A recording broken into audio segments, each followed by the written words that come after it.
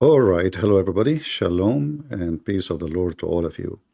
Today we have another hilarious Abdul. First of all, before I start, if anyone knows this person, I don't know him actually, I never heard of his name before, but somebody posts his name, and I think he is from Malaysia. And this video is called Technique of Dawah. So this guy is a specifically teacher to teach you how to do Dawah. And actually, I have the link for his video down in the info, so just for, to give him a credit of the video and the channel too. So, first of all, I want to invite this person. I like to talk to teachers who are very knowledgeable, especially if their knowledge fit for 2-year-old kids.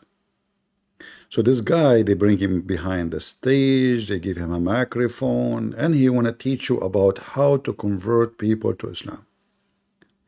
Shall we see how he convert people to Islam, or how to convert people to Islam? Watch and laugh. Okay? Now they quote the verse in the Quran. They interpret the verse in the Quran as they like. How do you feel? When you speak to somebody, quote for him a verse in the Quran and ask him, how do you feel? Honestly, I feel like shit.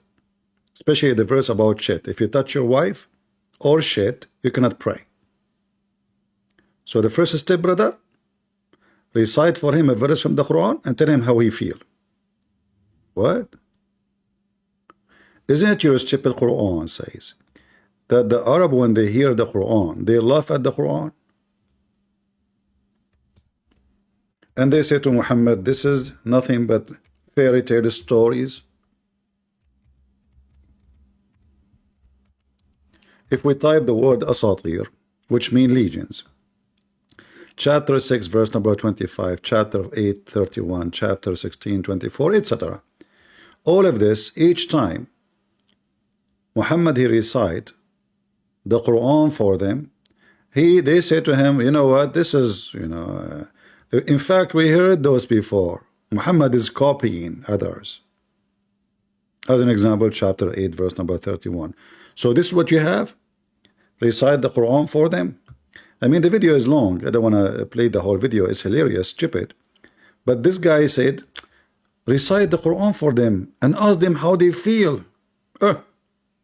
Like, how do you feel when you see the Quran saying the sun set in murky water, or beat your wife, or you can break your oath, or you can take a false oath in the name of Allah, or you can have boys in heaven, they are white like pearls, and you will be drinking wine, and there is a lot of women to boom boom with them, and nobody touch their vagina. How do you feel? You want to experience something? You want to try something? I give you something? Yeah. Okay, let's try. Please. Let's try. In the Holy Quran, Yeah? if you were to look at the verse in the Quran in Surah Al-Anbiya, chapter number 21, verse number 30. No way. Don't go there. Chapter 21, verse number 30. That's it. I'm going to have a heart attack. I was hoping he will not go there. This is the one I cannot refute. This verse is quite a long ayat, but I will just take one ayat here. Just one. For you, just one short verse here for you that I'm sure that all of you know very well. Every living thing is made of water. Have you heard about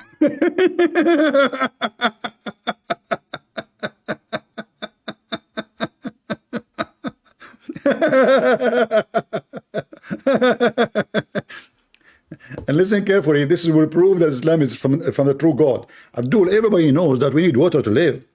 However, this is stupid. Why? Because in your religion, it does not make sense. Why? Because shaitan is made of fire and angels made of light, which means not every living thing is made of water, according to your stupid God. So this is a mistake and the error in the Quran. If we go in the Quran, in the yellow page of Muhammad, we will find this. Amazing verse, man. How the Quran knew this? Every living thing made of water? That's deep. That's deep, man.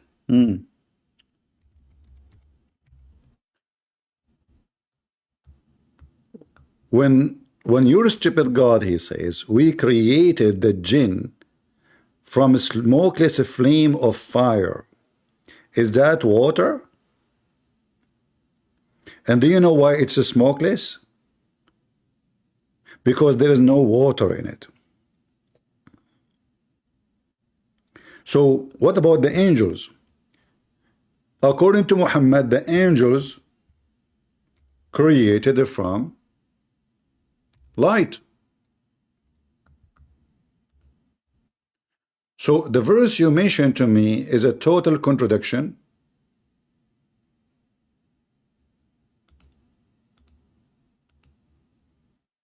Of Muhammad and Islam teaching. That's why we find Islam very laughable and very stupid. Hold on.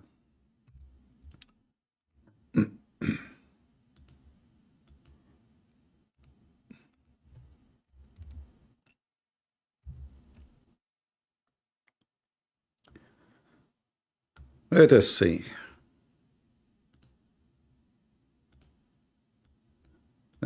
The hadith is not showing. Let us try again.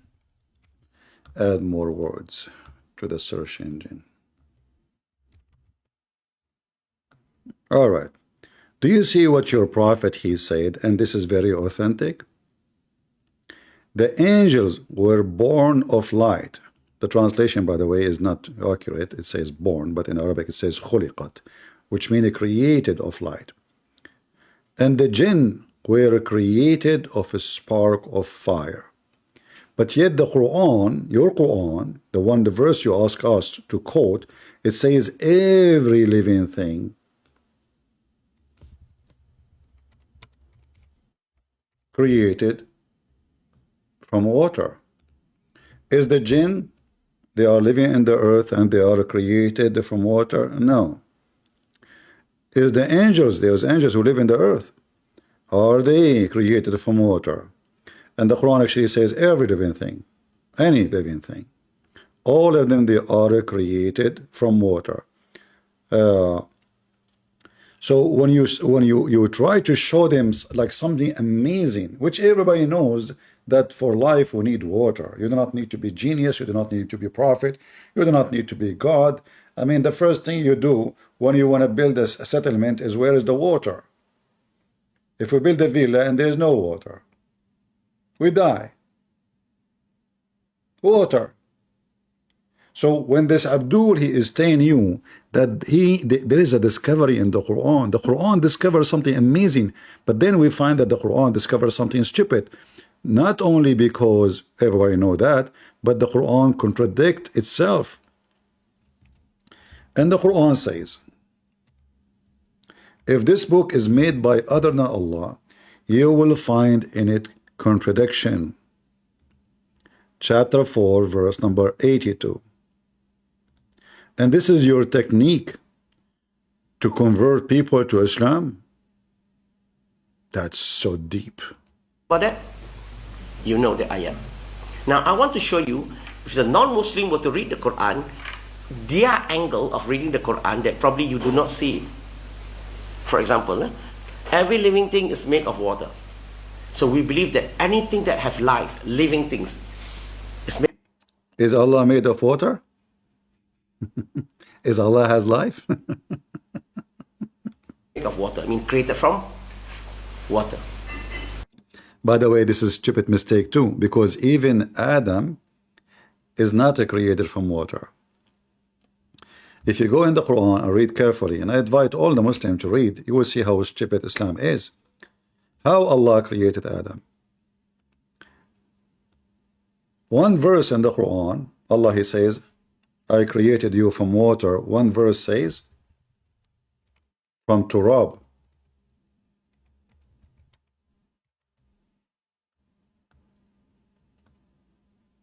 Do you see it?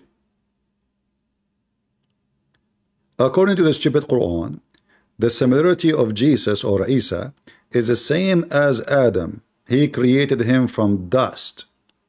So what is the structure of Adam? Is it water or dust? If you say both, well, that is stupid, because here Allah, he forgot to add the water. If you say water alone, that means Allah forget to add the dust. However, based on the Islamic story and your prophet's story, when Allah he made a mud, in different hadith verses says mud, teen. Allah he dried Adam. Allah he dried Adam for 40 years.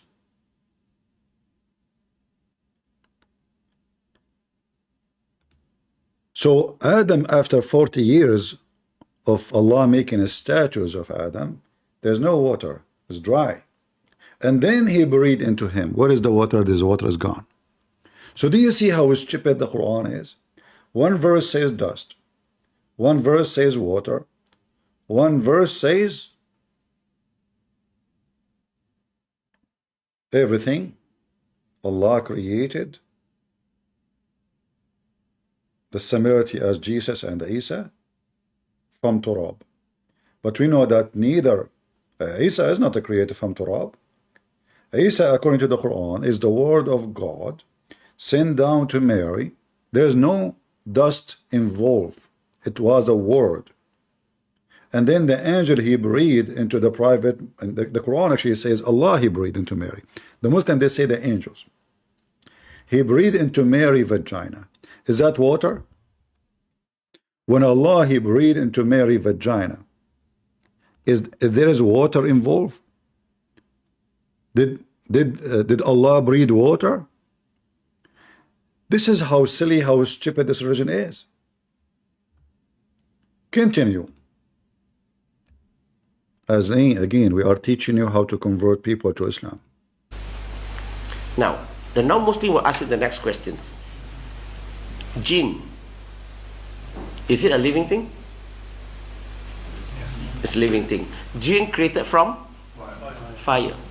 But the Quran says every living thing is made of water. Don't you think there's something wrong somewhere here for them from their angle? See, Quran is inconsistent. Here you say every living thing is made of water, but jinn is a living thing, but it's made of fire. Angels, is it a living thing?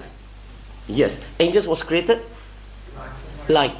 But the Quran says he just refuted himself. And how you can refute that? Go ahead. Every living thing is made of water. Don't you say there's something wrong in the Quran? In Surah At-Tawbah, chapter number 9, verse number 30. If you read look at the verse, it says that the meaning that the Jew, they will call Uzair the son of Allah. What does have to do with this? What? You want to refute them about the contradiction by saying the Jews, they call Uzair the son of Allah? Hello? Secondly, Abdul, we could not find one Jew believe in such a thing, exist in the whole universe. Not a single Jew in the whole world ever even heard of a guy, his name is Uzair. So when you say to me, if you go to chapter 30, verse number 3, chapter 9, verse number 30, it says the Jews, but yet we cannot find one Jew believe in that. And what this have to do with the Quran making a mistake about angels made of light, jinn is made of fire, and then the Quran says every living thing created of water. What is the connection? Let us see. The Christian, they will call Jesus the son of Allah. Have you heard about that? Yeah, you heard about that. For you, no problem, right? This ayat. But for the non-Muslim, big problem.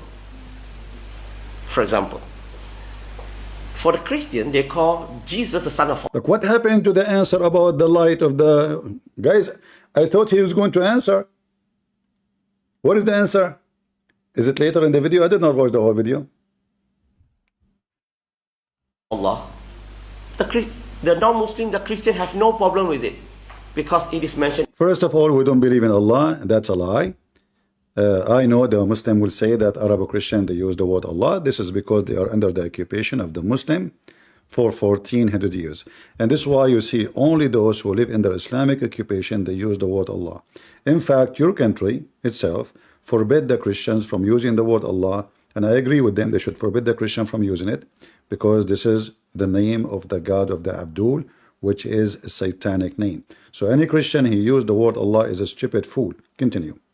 In the Bible, it is mentioned in their tafsir, no problem. Every Christian accept that. But they only have problem is that for the Jew. Because Jew only believe that there is only one God. They believe in Allah. They don't believe God have a son. But the Quran is saying that the Jew, they call Uzair the son of Allah. Oh boy. For them, it is not true. It doesn't happen. They don't believe that. So what the Quran say about the Jew is not true. So how can you say the Quran is the words of God when God is saying something that which is not true? Now you will refute it. Let us see. It doesn't happen. I want to show you their angle. The Prophet pray. The Prophet always will Are you going to recite all the contradiction of your stupid religion? We want the answer. Where is the answer? recite Ihdina Siratal Mustaqim. What does it mean? Show us the right way, the straight path. Am I right? False. The Sirat, until now, the Muslims do not even know what it is, because this is an Aramaic word. If we go and check the interpretation, you will see how confused the Muslims are. But the Muslims in their translation, they say, Ihdina, guide us to the straight way. But that is stupid. Why? Because the one is talking is Allah. It's not the Prophet praying. You lied. This is chapter 1 in the Quran. This is Quran, Allah talking, not Muhammad praying. Allah, he said, in the name of Allah. Allah, he said, praise be to Allah. Allah, he said, the Rahman ar-Rahim. Allah, he said, you alone we worship. So this is obviously a stupid statement made by somebody, maybe Muhammad, maybe somebody else. It cannot be Allah talking. This is somebody, he making up a prayer, trying to copy the Christian prayer, our Father art of heaven.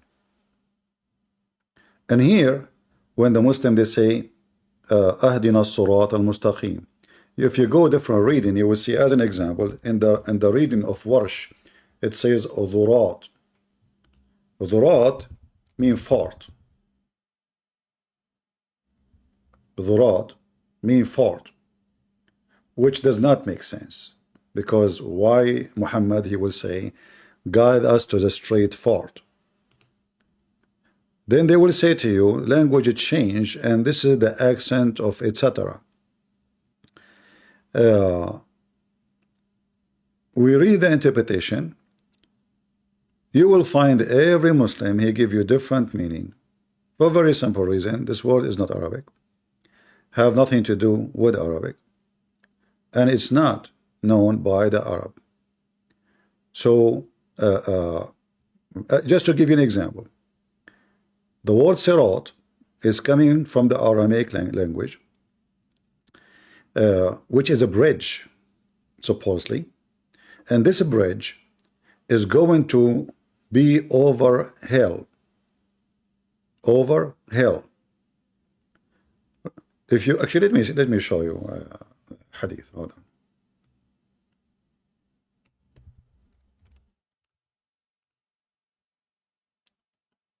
This is the teacher you bring him to teach, Abdul. Are you serious?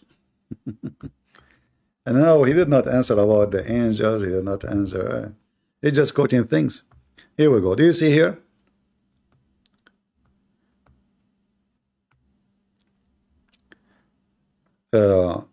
Ibn Mas'ud reported that Allah Messenger saying that God propounded as a parable, a straight path, the side where walls will open a door.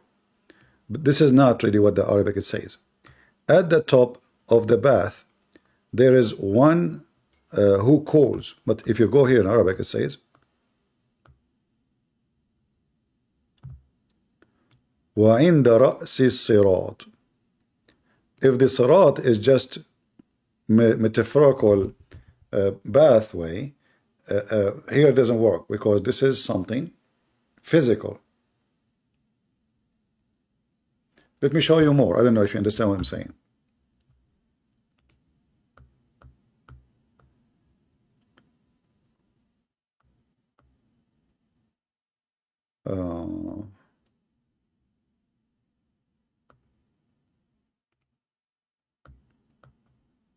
Here we are talking about a scale. a person doing business in the market.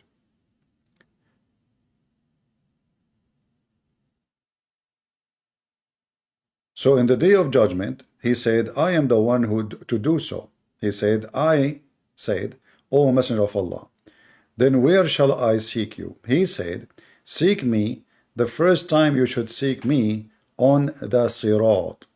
So the Sirat is not metaphorical, it is an object, and Muhammad claimed that he will be on that road, which is a bridge. So do you see how they translate? And because the word Sirat, Muhammad himself, he do not know what this means, by the way. Still, this is not the correct meaning. But the Muslims, they are trying to understand Muhammad, who copy words he do not know what they mean. Well, let us show you more. This hadith here, death will be brought on the day of resurrection. And here you will see how stupid Islam is, because they consider death as an object. So death will be brought in the day of resurrection and made to stand on the Sirat. What they put between two brackets? The bridge over hell. What the guy he said to us, Sirat mean? The straight path. Are you with me? Are you guys following? How stupid they are? It can't be both. Ahdina Sirat al-Mustaqim, you know, are you saying guide us to the bridge? Or you are saying guide us to the straight path? You go to the translation, you will see how every Abdul give you stupid translation. Here, guide us to the straight path, the straight way. Straight way is a metaphorical. But the word Sirat, as we just showed you, is a physical bridge. And this physical bridge is going to open over the hill. And death will stand on it. And this is not a parable. All right? Again, then Allah will command to slaughter the death over the Sirat. I mean, look at the stupid Muhammad. You want to slaughter death? What does that mean? Muhammad is going to slaughter death. Where? Over the Sirat. And it will be said to both the group, it is eternal wherever you are, and there will never be death therein. I mean, have you ever heard of such a stupid thing? So, are we do we die because death is a person? If we kill, we live forever? Is that the reason we die? Here you see how Muhammad is stupid. And obviously Muhammad here is taking this from the Sabian. The Sabian, they believe that there is a person, is a death. And this person, as long he is exist, death is exist. For wherever he go, death come with him.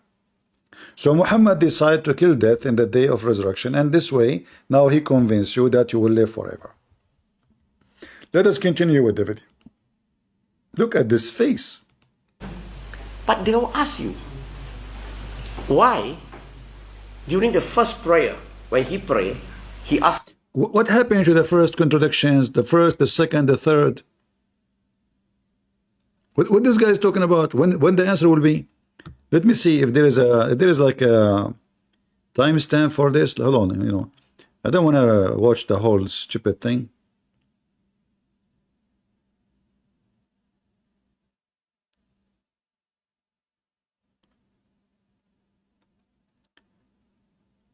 I thought he will refute the accusation.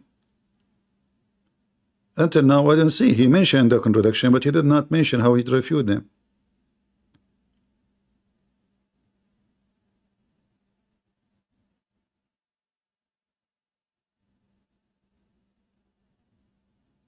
Are we going to listen to all this garbage here? What is the answer?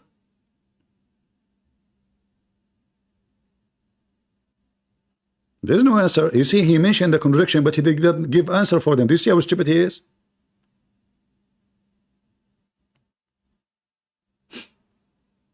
But they have good intention. They want to worship God. But unfortunately, their religion doesn't educate them, doesn't teach them how to know the Creator, how to know God. Well, the other religion, it doesn't teach them how to know God. Muslim, they know God. Who is a Muslim can tell me who is your God? You know nothing about your God. I mean, do you see the stupidity? He just said that the Muslims are the one who can define God, others they don't. Well, my God is Jesus. Who is your God? You say Allah. Allah is just a name. You have no description of him. All what you know that he have a hand, he have 5 fingers, he have a toes, he have a nose, he have a mouth, he have an ass. But who is he? You don't know.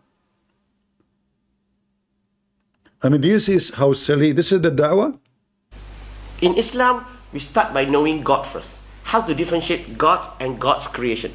Differentiate first. How you differentiate? All the 99 names of Allah are taken from a human being. As an example, your God is a believer.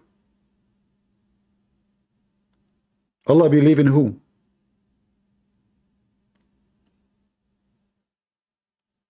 Huh? Your God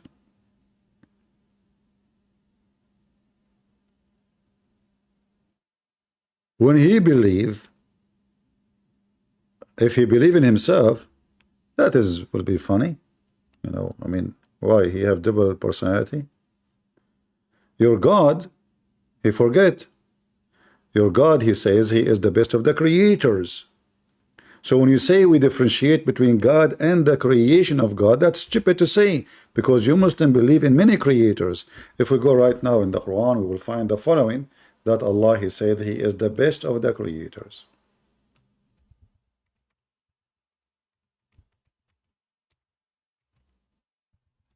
If we have anyone from Malaysia you like to join us, please feel free, because this Abdul is from your country and we will give you priority so we can laugh at your religion together.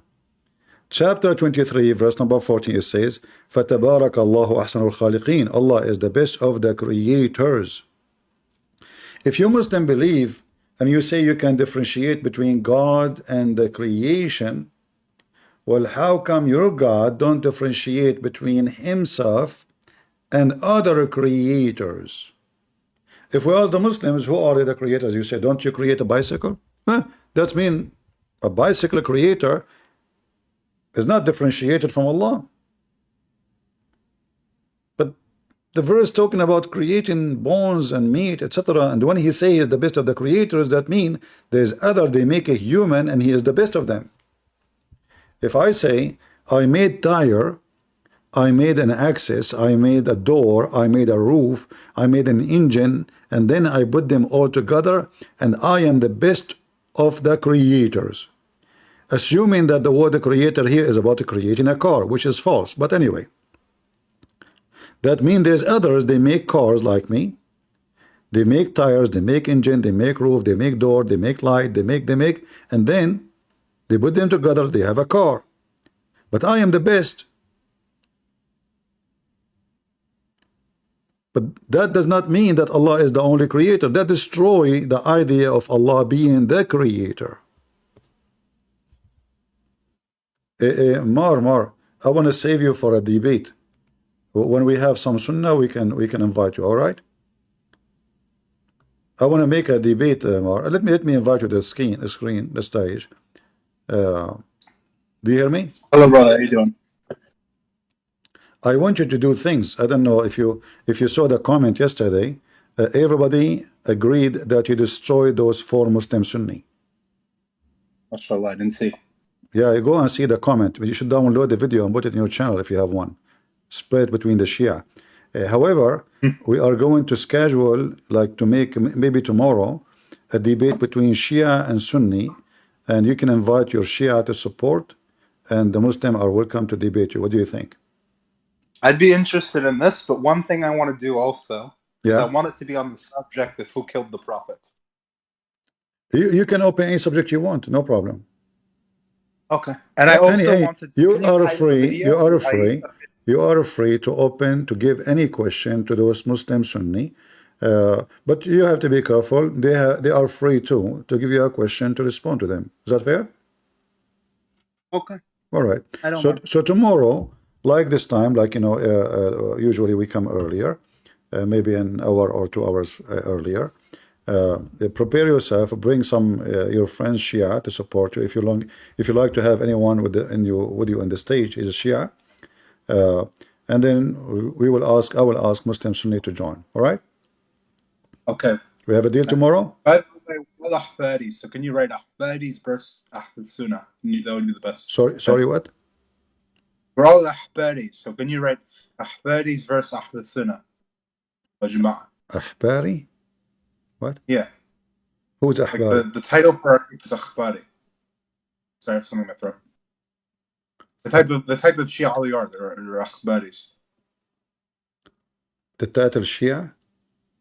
Yeah, the sect of Shias we are. No. I will use a Shia. You can tell everybody who you are when you start, because people they knew the Shia, they don't know the branches of Shia. You know. Yeah, of course. You can announce what is your sect before we start. All right. Okay, All right. Thank you very much. no problem. I All was right. happy debating with you. All right. See you tomorrow. Invite your friends. Don't forget Shia. Is it possible we can, let's say, I want to do a 3 verse 1 again. You wanna do it what? I want to do a 3 verse 1. I liked it last time. I don't know. I don't understand you. You're speaking fast. Hmm. Can you say No, it? I want to do a 3 verse 1 like last time, where I was able to debate 3 Sunnis at once. No problem. You can debate 10 if you want. I mean, let them come. Okay, wonderful. No problem. 3, 2, 4, whatever you want.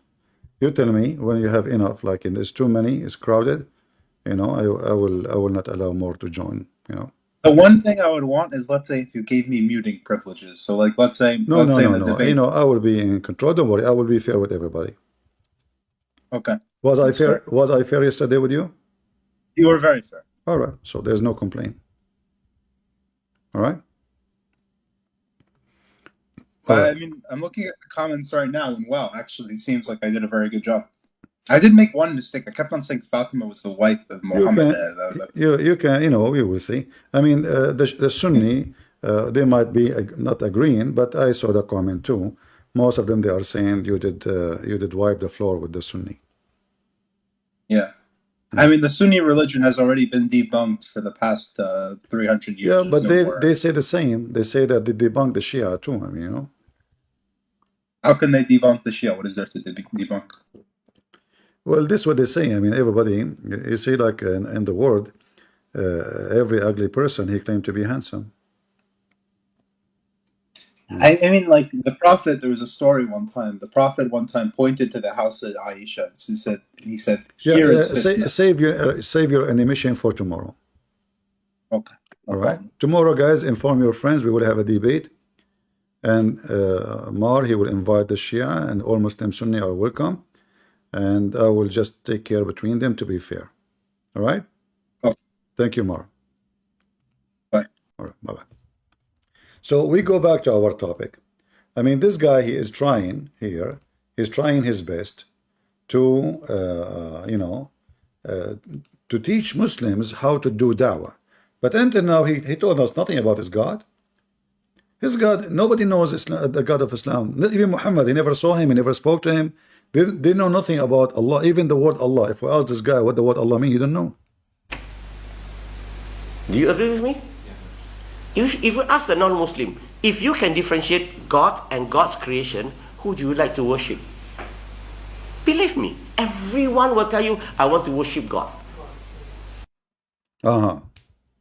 The God who is the best of the creators, which means there's many gods.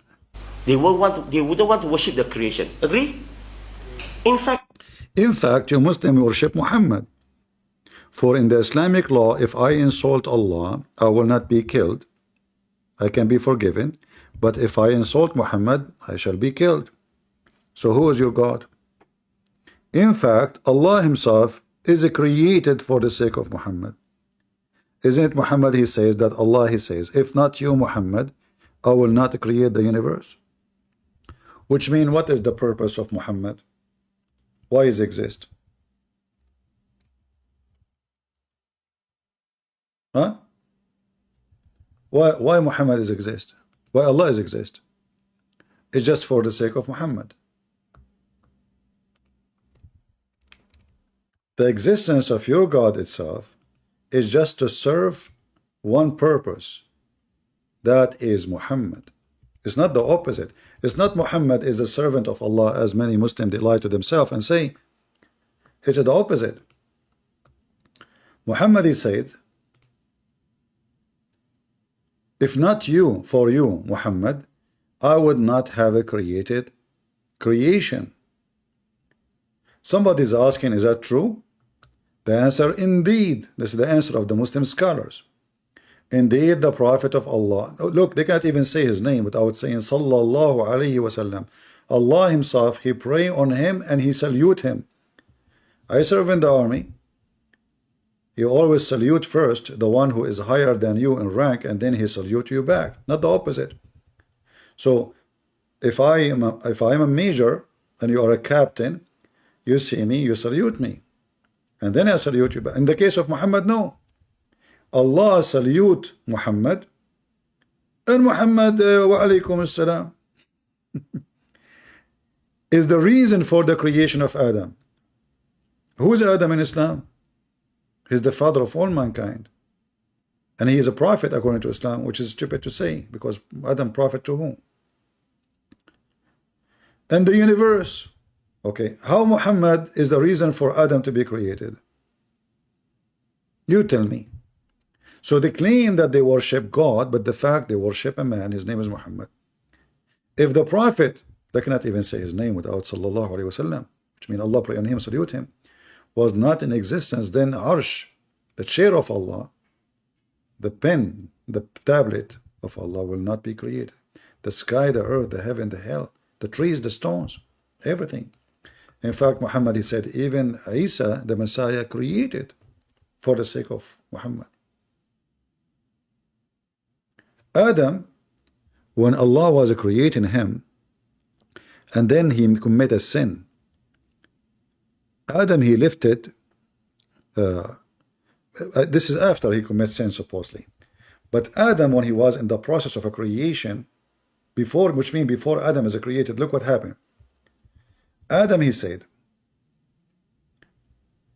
Oh Allah, I ask you for the sake of Muhammad to forgive me. This is when Adam, he is created now, he live in heaven, he commits sin. Allah said, Oh Adam, how do you recognize Muhammad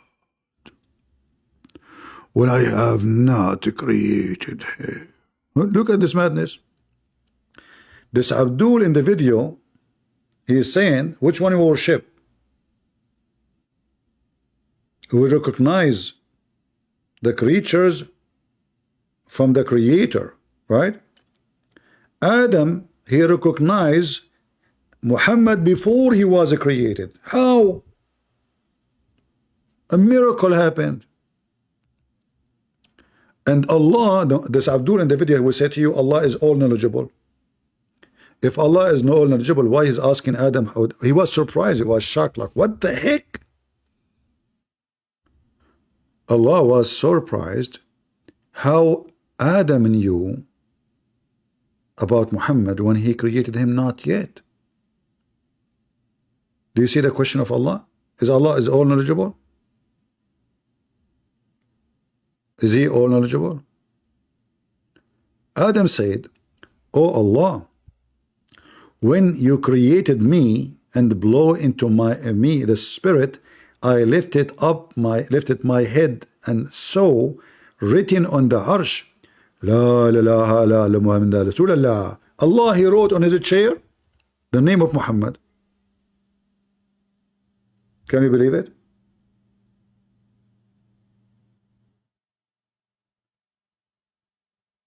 So who is the God? Allah himself,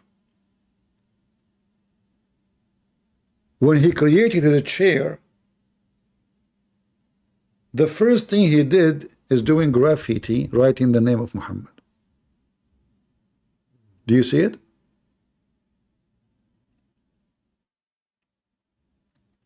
So I got to know that you would only join your name with him who is most beloved to you. Okay, how he is beloved to Allah and he is not created yet? He does not exist. Allah love someone does not exist.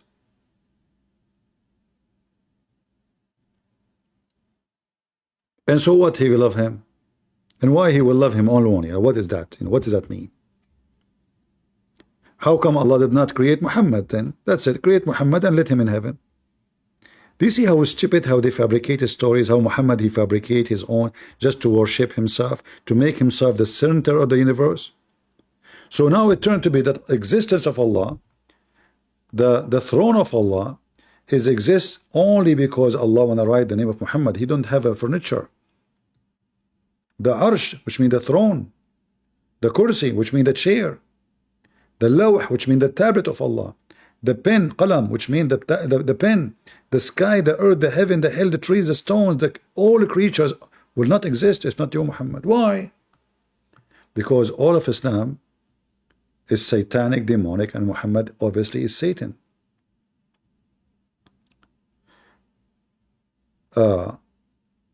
Even Allah command Isa to tell his people to follow Muhammad. If not was not for Muhammad in existence, I would not have created Adam, nor I would have made the heaven or hell. And this is all reference in front of your eyes. The Prophet of Allah said, Jibreel came to me and said that Allah says, if you were not created, I would not have made the heaven and the hell. Let us continue. Jibreel came to the Prophet of Allah and said that Allah says, I have not created anyone who is more honored to me than you. I have created the world and all that therein, so they may know the rank that you possess. So is Muhammad a man or he is God? I would not have created the world if I have not created you. That means that the whole purpose of every creation is Muhammad, not Allah. And here you notice that Muhammad is trying to copy Jesus. Anyone knows what I'm talking about?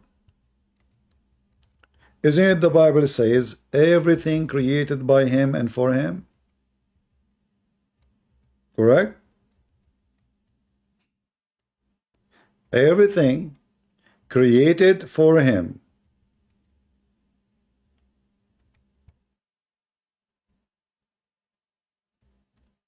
And by him.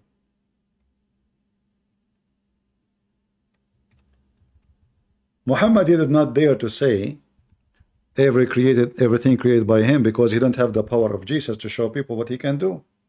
According to the Quran, Jesus, he can create from the mother bird. So Jesus already created, and he proved that he is the creator.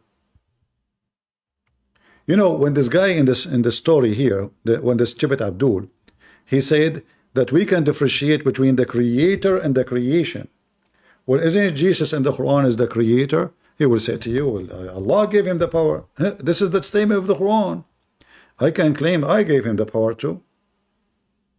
I can claim that Allah created by me, even though he doesn't exist. That will be perfect because he does not exist.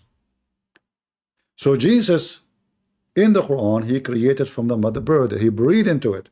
He breathed, not Allah. And the verse says, I create for you. I breathe into it.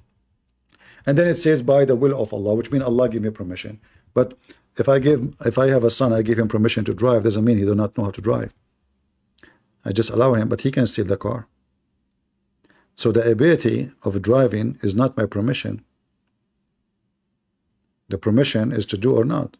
The same as I give you permission to have sex with your wife, but I give you no permission to have sex with women she is not yours.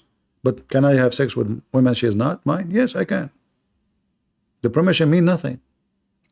So when the Muslims speak about the creation of God, and which one you want to worship, well, should you ask yourself, if Jesus in the Quran is a creator and he can create from the mother bird, then the Christians are doing the right thing, Especially Jesus, he proved that he can create.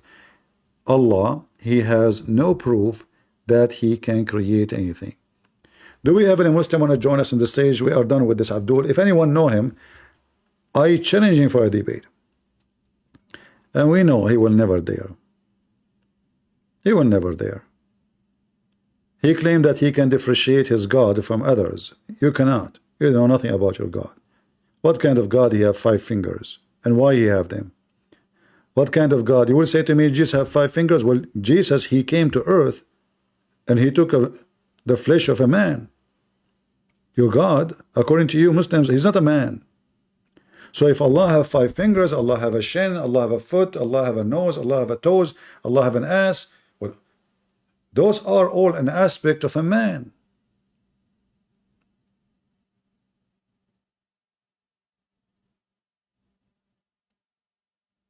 Fingers mean fingers.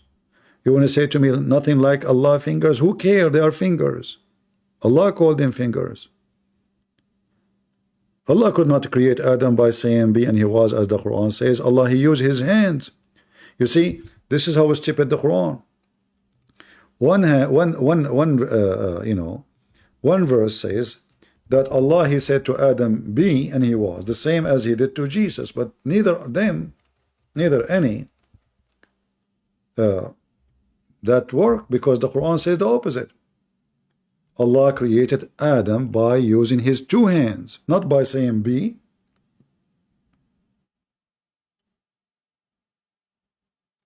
He made mud.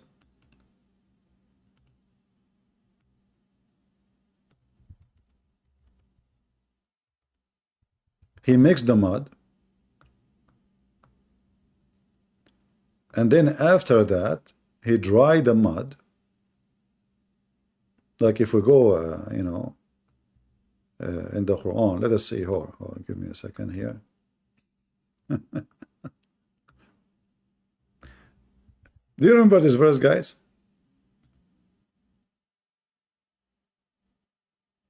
This is a verse Fifi he quote for us to prove that Allah have hands. He was debating a Shia, or somebody, not Shia, sorry, I forgot which sect. So he said, why you call us kuffar by saying what the Quran is saying? Allah, he says, he have hands.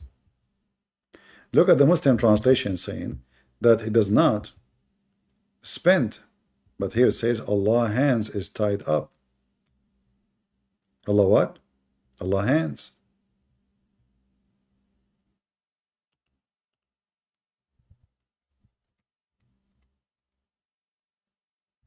Allah created Adam by his 2 hands.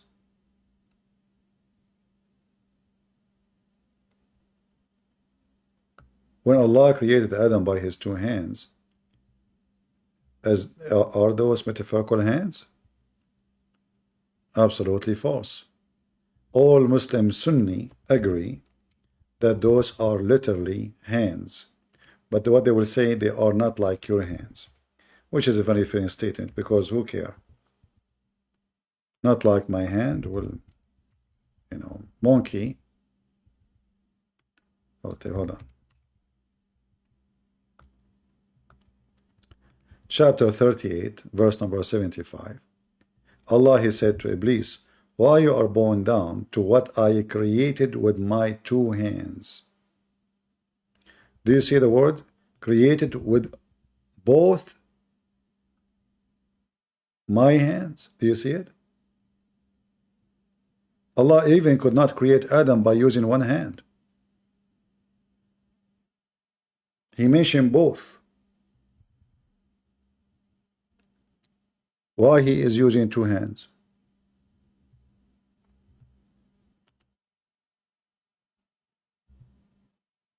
And what happened to the verse says Allah, he created him by saying be and he was?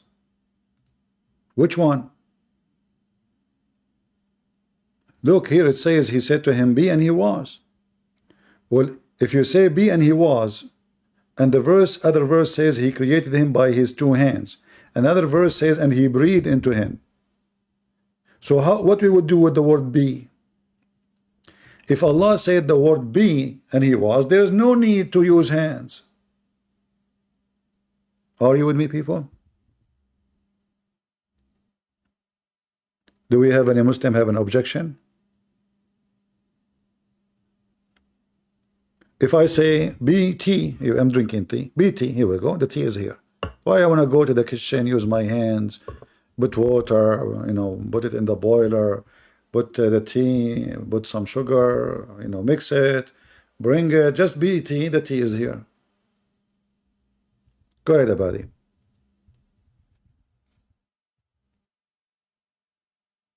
You don't understand. I don't hear you. Your voice is very low. Can you hear me now? I hear you, but it's very low. Speak louder. Okay. Is your mother-in-law at home?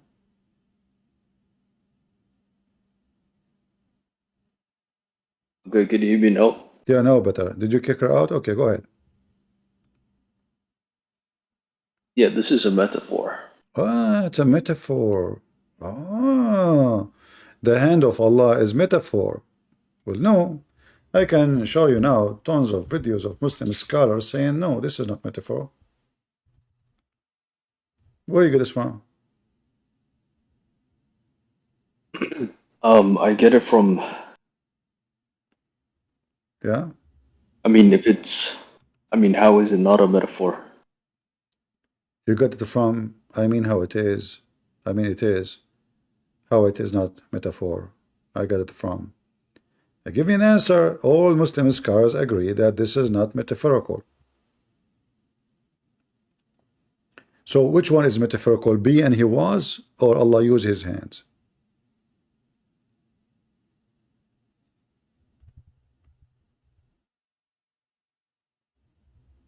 Why does it say hand? I don't see it. Here. I created with both of my hands. Both. Yeah, that's just a metaphor. It's a bit like when you say, to your child, I created you with both of my hands. What is the metaphorical of the word? What is the metaphorical of the word both? Yeah, it's like I created my child with both of my hands. No. It's like it doesn't mean it literally. says both? Why both? You created your child Because with your hand. Why? You were masturbating? What do you mean? No, with it's your just hand? a figure. It's just a figure of speech. It just means that there's You a lot of Muslims, you have a effort. very weird way to make babies. You use your hand. Oh, you No, remind me it's of remind me of your prophet. Hold on, I got you. Your prophet, he says, Allah created Adam from the shoulder. Sorry, created the children of Adam from his shoulder. Correct? That's a daif hadith. Who says daif? But going back to this point, No. We are in the point. this is talking about. Adam was created. The children of Adam, offspring of Adam, were created from the shoulder of Adam. Correct? I don't know. Look. Can we stay on one point at a time? Oh, okay. You want to stay at one point at a time. Well, if this is talking about. You can stay at any point effort. you want, but you have to give me proof of what you say. Otherwise, you are making things up. I can show you right now tons of Islamic videos saying clearly that yes, Allah, he have hands and he created Adam with his two hands, including the girl. Her name is Sifi. Okay. Let's say that's true. What does that mean? Well, if Allah have hands, and then Allah in the other verse, he says, be and he was, there's a contradiction. Either I use my hands to create Adam, or I use the word be. If I say to my food, be and it was, I will not need my hands. And why even I have hands? I'm God. Why you have hands?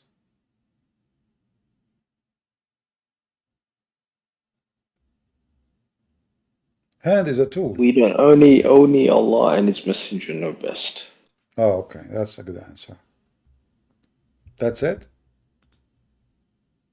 I don't see why there's a problem. How you know all this information? This answer is amazing. Allah and His Messenger knows best. That was really good. You just silence us. Secondly, you just said something prove Islam to be false. Allah and his messengers know best. So is Allah is the only one who knows, or his messenger and Allah, they knew equally? I mean, yeah, what's wrong with that? What do you mean, yeah? Yeah, I mean, Muhammad has information that we don't have, you know, so that's No, like, this is not what I'm talking about.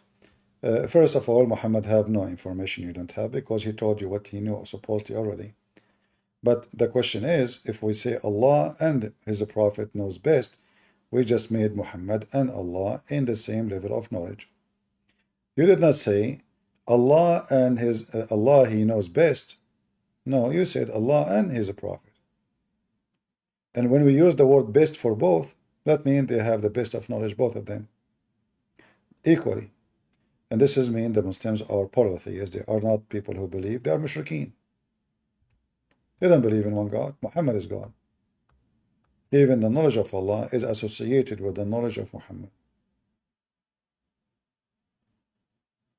okay, but you have to understand that Allah said that we have to follow Muhammad. This is not, we're not to change anything. You know, you follow Muhammad or not, what is that? You have to follow Muhammad, but you claim that Allah and Muhammad, they have the best knowledge. So Muhammad, he knows everything. You know, Allah is not better than Muhammad. You do not even say Allah is the best of knowledge and then Muhammad, you learn from him. No, you said Allah and his messenger knows best. Even the word best appear at the end.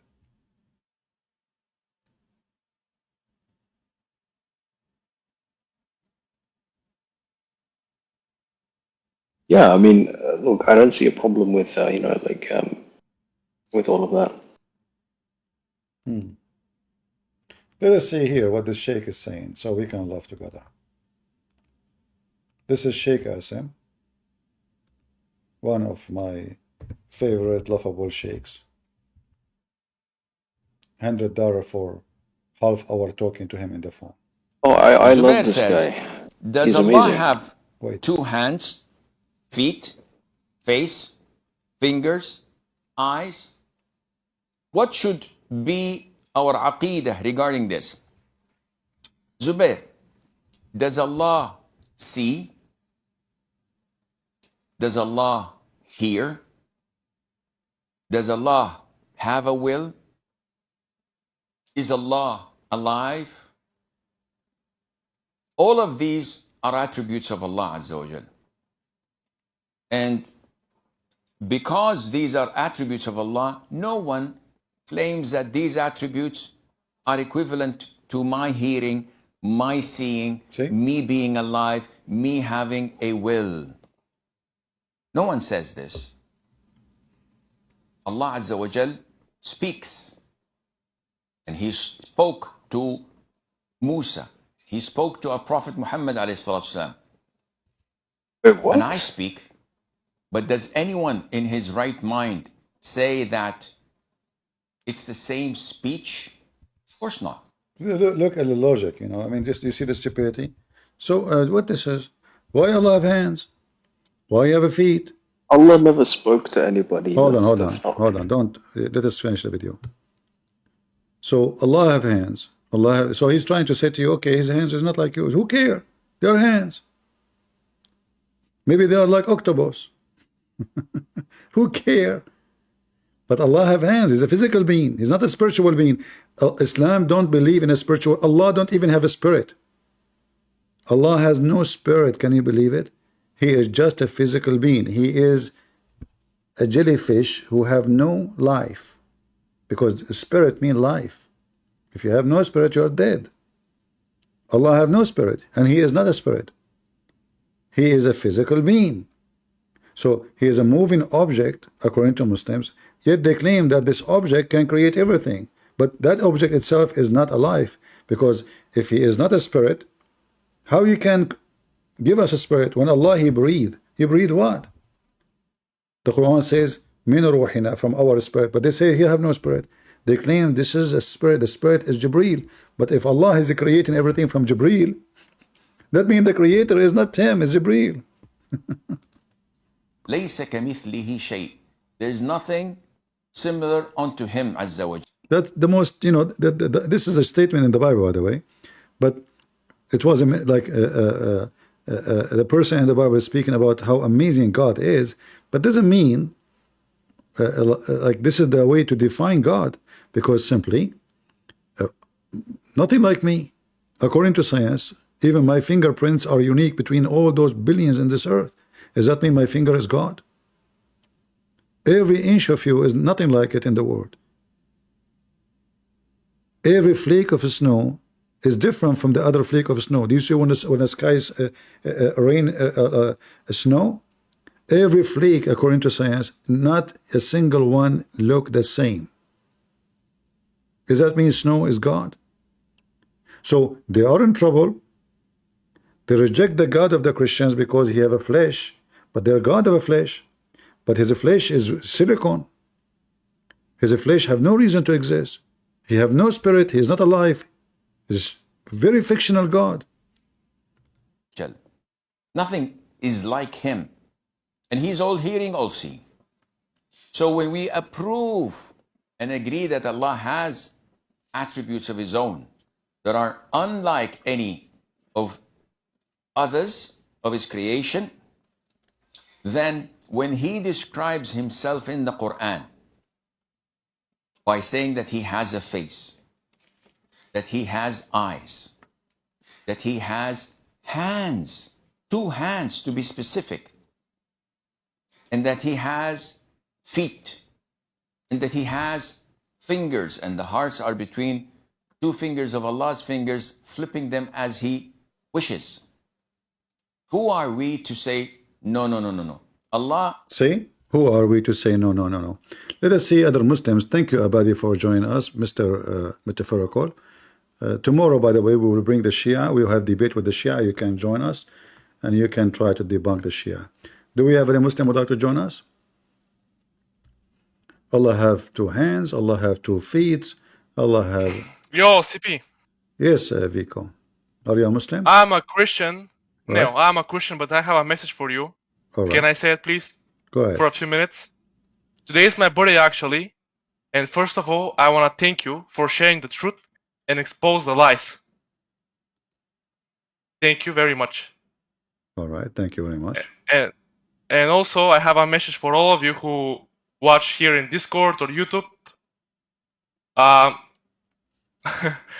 so embarrassed for these Muslims about the crucifixion of Jesus. You Muslims, you deny history. Even atheists, agnostics, believe that Jesus surely is crucified. You Muslims rewrite history. And I want to say that Jesus Christ loves you, and he died for my and your sins. He loves you so much, and I want to say that my Lord and Savior is Jesus Christ. I put my faith in him. I put my faith in him. He said, I am the way, the truth, and the life. Remember, Muslims, Muhammad is in the grave. Jesus is alive. Thank you. All right, my friend. Happy birthday. Thank you. And we wish you to live long and be good for your neighbors and everybody you Thank you so associate much. with. And also, I have a question. But I have something for you about the Muslim denying the crucifixion of Jesus. In fact, the stupid Quran confirmed the crucifixion of Jesus by mistake. If you go to chapter 4, verse 157, the Quran says that Allah made someone look like Jesus appear in the cross, which means the Quran confirmed that someone exactly looked like Jesus was crucified. So who is the stupid who want to believe that there is someone look exactly like Jesus, with the voice of Jesus, with the hair and the eyes and the skin and the word of Jesus in the cross, to the point nobody noticed, even his mother should not notice that this is not Jesus. So the stupid Quran confirmed the Bible, actually, because the Christians and everybody was there. They are witnessing what they saw, and what they saw, the Quran say clearly that the one who was in the Quran on the cross was someone look exact like Jesus, because Allah He made a perfect clone. So the stupid story in the Quran, even though supposedly is made to deny the crucifixion of Jesus, it confirms it. Because for us, the true witness is what? Is the one who saw the crucifixion of Jesus, right? So if they saw and the Quran confirmed that he looked exactly like Jesus, so the Christians never lie. So Allah is deceiver. He's a deceiver. He lied to the Christians. He waited 600 years until Christianity spread all over, and we know that how important the crucifixion of Jesus for the Christians. So Allah, 600 years, not 6 years, not 60 years, not 600 years, you know, he went to take a nap. And then after that, he sent Muhammad to tell us, it was not Jesus in the cross. He looked like him. And also, I want to add, remember Muslims, for what Jesus is crucified. He's crucified because he's claiming that he is God and also the Son of God. Remember this. Remember. Exactly. All right. Thank you, my brother. God bless you. And also, please, can I have Sure. please, one question. If you are in debate and there is rule, if you can pick one argument against Islam, what would it be? One argument, only one argument against Islam, the most effective. Islam is false. Yeah, this is true. Can Also, cover, I'm so interested. Which can cover everything, because you can check everything Allah He said, and you will find it's false. You can apply it to anything. As an example, the creation of Allah. Allah do not know how the baby is created. If Allah is God, He should know how the baby is created, correct? And also, I'm interested in this. If Allah is God, He should know better that the sun does not set in murky water, and the woman, she have no sperm coming from her breast. He should know better. And if Allah is God, He should remember which one He created first, the mountains or the stars. One verse says the stars first, one verse says the opposite. So every claim is enough to prove Islam to be false.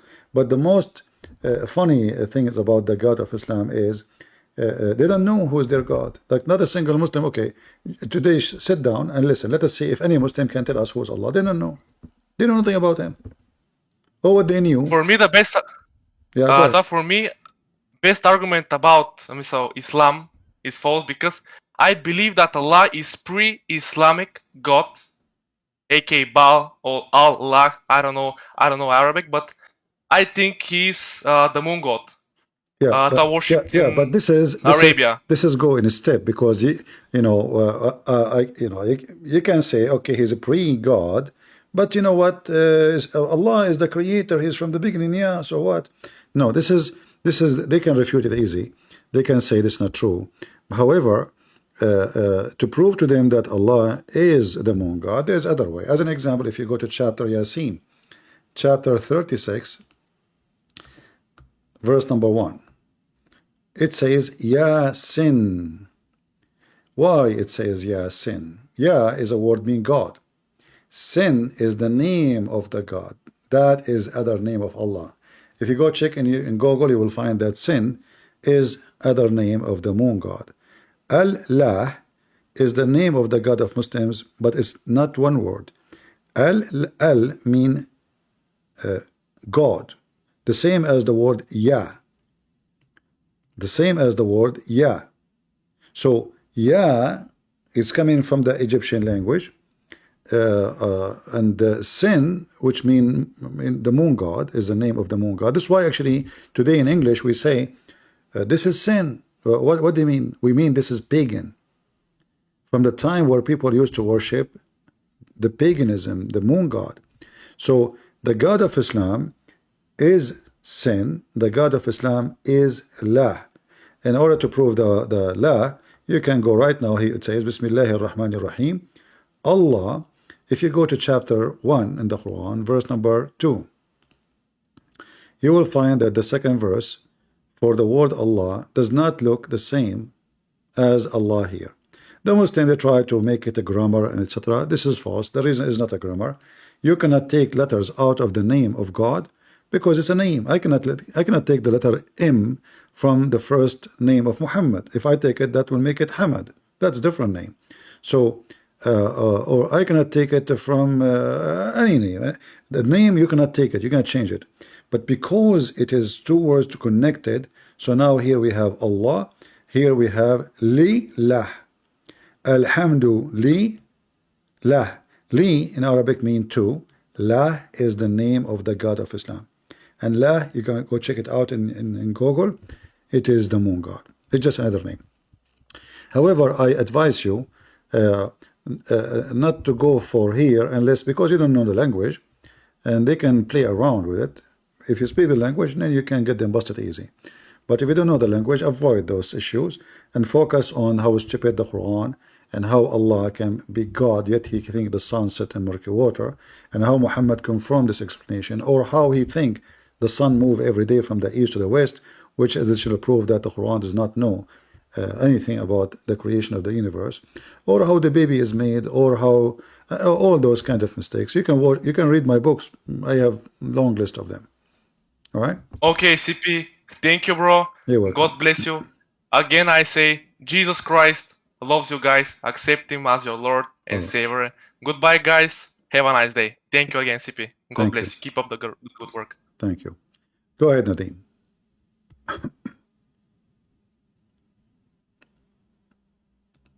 Are you there, Nadeem? I'm sorry, can you hear me? Yeah, I hear you. Go ahead. Okay. Yesterday I Googled every Quranic verse that mentions Isa or Jesus, and I came across Surah Maryam, chapter 19, verse 33. Are you familiar with that? Go ahead. It says that this is supposed to be Jesus speaking, and it says that Allah gave me peace on the day I was born, the day that I die, and the day that I will be brought back to life again. All right. I was just curious if if you're familiar with that, because that was kind of like a boom verse for me. I'd never heard of it. Yeah, actually, those verses have something unique about them, because the word salam, which means peace, there's two verses in the Quran. It says almost the same thing. Chapter 19, verse number 15. سلام عليه يوم ولد ويوم يموت ويوم يبعث حيا. If we click in it, we will see that this is talking about John the Baptist. Muhammad, he hijacked John the Baptist.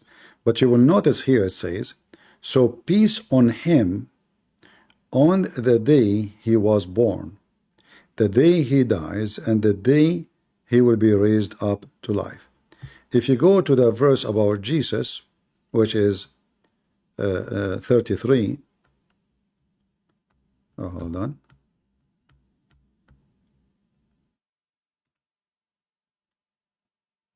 It is Jesus talking, saying, peace be on me in the day I am born, the day I die, and the day I am resurrected or rise alive. So here there is something very bad for the Muslims, because Right. it is not Allah saying to Jesus, peace on you. It is Jesus says, peace on me. And remember, such a promise is only can be given from God. So if Jesus can give himself such a promise, this is not the God of Islam talking. This is Jesus saying, peace on me, the day I'm born, the day, etc. So Jesus here is giving peace to himself, and the only one who can do that is God. If the Muslim saying, no, this is about God, he gave him that, well, it should be the same as the previous verse. Why the previous verse says, peace be on him the day he was born, about John the Baptist, but here it says, peace on me. So here Jesus is talking about himself, and he is the one giving peace into himself. Why? Because he is the King of peace, and he is born with it, for he have it and he own it. So Yeah, that's my thing. It's like he says that he mentions himself the day that I die, but Muslims don't believe that he died. He also mentions that he's going to be brought back to life. Muslims don't believe he's brought back to life. This is in the Quran, so I'm kind of confused on it. yeah. So How this they is don't This is other problem in the religion of Islam. But again, the Quran, people, they can avoid those issues by not knowing the language. If you know the language, you can find out right away. Like those two verses almost copy paste of each other. If you look, it's almost the same. That the only difference is the way it's speaking about John. It says, peace on him, the day he was born, the day he died, the day he will actually, you know what? There's a mistake here, by the way. I don't know if you speak Arabic, Nadim? I do not. All right. So can you translate for us here what this is mean? I'm on Discord. I can't see your screen. You see my screen? No, it's just a spinning wheel It on it. I can't see you. It says وَيَوْمَ يَمُوتُ. وَيَوْمَ يَمُوتُ. The day he will die. Well, isn't it John the Baptist already dead? Like you see, يَوْمَ وُلِدَ is in the past. You know this? If anyone who knows Arabic, right away you know that this is in the past tense. So peace on him the day he was born, and the day that he dies. This not what it says. وَيَوْمَ يَمُوتُ. The day he will die, not the day he dies. Did he die already or not? So this is a mistake in Arabic. And the day he will be resurrected, well, this is accepted because supposedly resurrection of day never happened yet. So this is other mistake in the Quran regarding John the Baptist. But the difference between this verse and the other verse, this one speak God is giving blessing to John the Baptist on the day he was born, and the day he dies, and the day he is raised. And the other one, Jesus is giving peace to himself, nobody else. And you cannot give that to yourself unless you're God. I cannot say peace on me unless I am the one who owns peace. I am the king of peace. I am the peacemaker. Right, you would be a very special person. Yeah, you have to be God. You have to be God in order to do it. You cannot do it. Yeah. This is why Jesus, he says, a peace I give you, right? In the Bible. Yeah. Yeah. So why he can give us peace? Because he's God. Because he is God. I cannot give peace. I cannot promise peace to anyone. I cannot promise peace to myself. I don't know. I might go and get out and get killed. So peace and the peace the Lord he provides is not about just you, because we know that we live in this earth and we can get hurt and the Christians can get hurt. But the peace we are talking about is the peace of the soul, the peace of the spirit, the peace of you will not be under the command of Satan. However, even in the case of Jesus, in the Quran, we can say, as long as the Muslim believe that the Messiah, nobody can touch him, when he said, peace upon me, that was a physical peace. Which means Jesus just said, nobody can touch me, nobody can kill me. So peace on me the day I'm born, the day I die. And here there's a problem, by the way. The day I die, the day I die. Yeah. I thought he didn't die according to Islam. Yeah. We have more Muslims, I guess. Who was first here, Zubair or? I appreciate you speaking. Thank you, Nadim. Thank you. Who was here first, Zubair or? So, Christian Prince, I have a question on Bible. You have a question? On Bible. About what? I have a question on Bible. Mute your YouTube. I have some question. Can I ask? Yeah, you can ask, but you don't want to talk about your religion. Are you ashamed of your religion?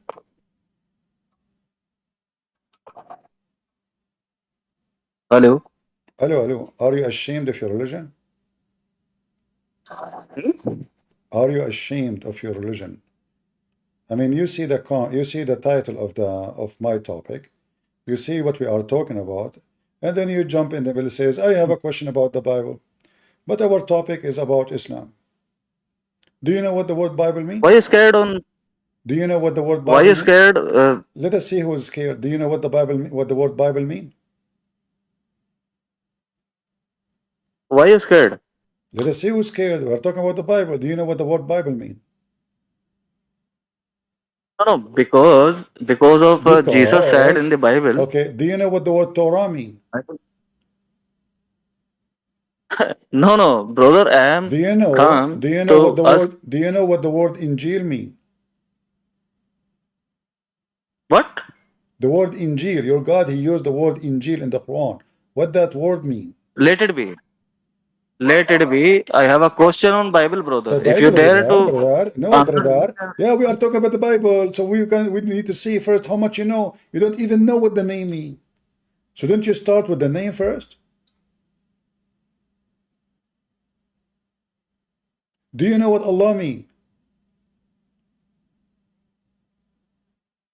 So what do you know, Abdul? Coming to me, shaking your head. No, brother, I have a question, brother, about the Bible, brother, but you know nothing about your religion.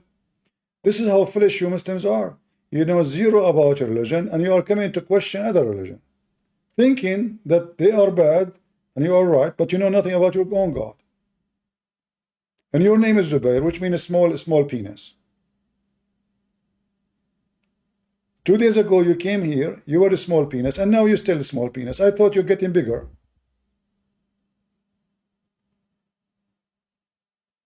Are you there?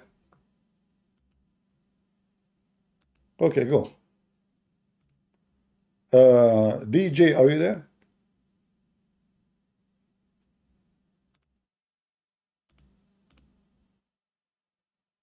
Oh, can you hear me? I hear you, go ahead. Since you and the previous guy were talking about the crucifixion of Jesus, Uh-huh. I wanted to ask you about 355. If the verse says, "I will cause you to die," you know, Are you a I don't Muslim, know my friend? Arabic. Are you a Muslim? No, I just wanted to ask you that. All right. So Allah, supposedly, the word mutawaffika, which means causing your death. I will cause you to die, and then I will take you to me. So when the Muslim, they say, this is a statement here, proving the Quran is to be stupid, or the Muslim understanding to be stupid. Because the Muslim believe that Jesus was taken to heaven, and he was alive. He will die later. But the verse here saying, Allah will cause his death first, and then he will take him up to heaven. The Muslim, they fix that, they say, oh, Allah caused him to sleep.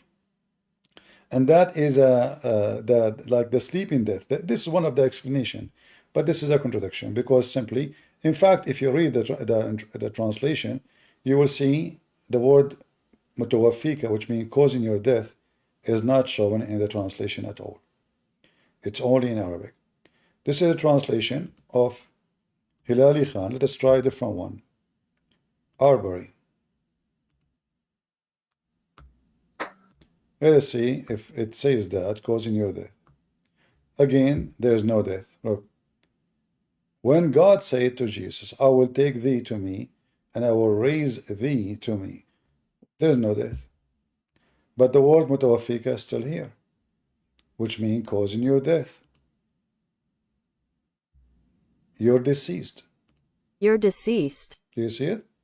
So in the Yes. Muslim translation, they hide it because that will contradict the whole story of Jesus. So you have to keep trying to find a translation giving little accuracy. So this is a second translation. Let's see Ahmad Ali. Maybe Ahmad Ali have little decency. Again, in Ahmad Ali, there is no mentioning of causing Jesus' death. When God said, "Oh Jesus, I will take you to myself and exalt you," there is no death. Nothing. The word death is not here. Let us try another translation. Ahmad Raza Khan. Maybe Ahmad Raza Khan have little Look at this, guys, this guy. Oh, Isa, I will keep you alive till your full age.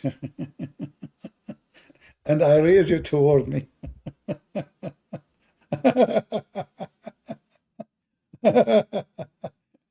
So guys, it's not death until your full age, So this guy trying to be smarter, supposedly. I think he is using Google Translation, maybe. You know? I mean, what a stupid religion. Let us see different translator. Community Allah. Allah said, oh Jesus, I'm completing your life. Assalamu alaikum wa rahmatullahi wa barakatuh. I'm completing your life. Listen carefully. I'm completing your life. Hey, Assalamu alaikum, Winter. How are you doing? Are you there, Winter? Yeah, I'm here, bro. How you doing, man? What completing your life mean? Maybe you can help us. What'd you say? It says here in chapter 3, verse number 55, I am completing your life. Completing your life. That means he's bringing him to the heaven. Completing your life mean bringing him to heaven? Yeah, raising you to me. You know where Allah is? Allah is in No, heaven. the second part is raising you to me. I'm asking about completing your life. That means, Uh-huh. I don't know. It's kind of tough to say. I know. It's horrible. It's stupid. It's not really like the Bible is super, you know, straightforward all the time. I thought you are But the Muslim. Quran is beautiful. Yeah, I know. The Quran is The perfect and Quran is beautiful. beautiful because it's tough to understand what it's saying. It's beautiful.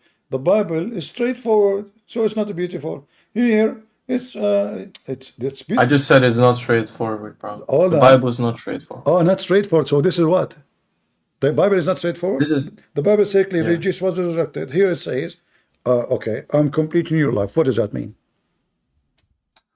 Bro, can you like ask a Salafi instead of asking people on Discord, So what bro? are you? You are not Salafi?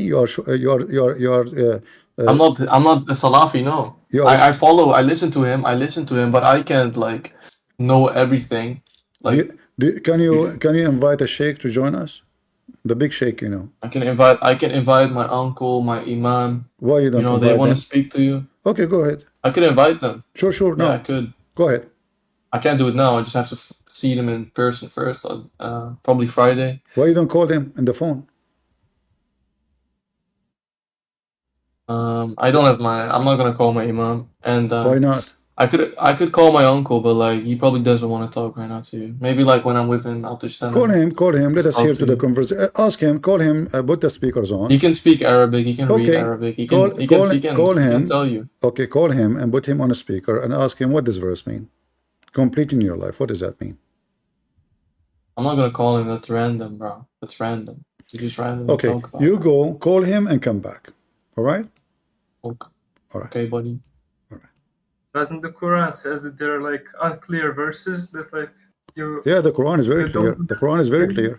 To the point, the explanation need explanation, and then the explanation need explanation, and then the explanation of the explanation need explanation, and still the Muslim cannot explain the explanation. You know. Yeah, that's why they have all the tafsirs, you know. You know, the Muslim, when they say to you, we need to read the interpretation, you think you get the answer. You go to the interpretation. After reading the interpretation, you are more confused, way more than before. So the interpretation does not give you really an answer. Like as an example, if we go now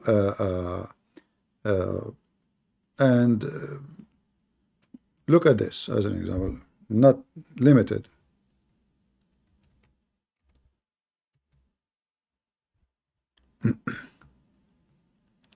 Chapter 60, verse number 1. Verse number 1, it says only noon. Noon here, noon. Noon and the pen. Now, to understand what noon mean, let me show you what will happen.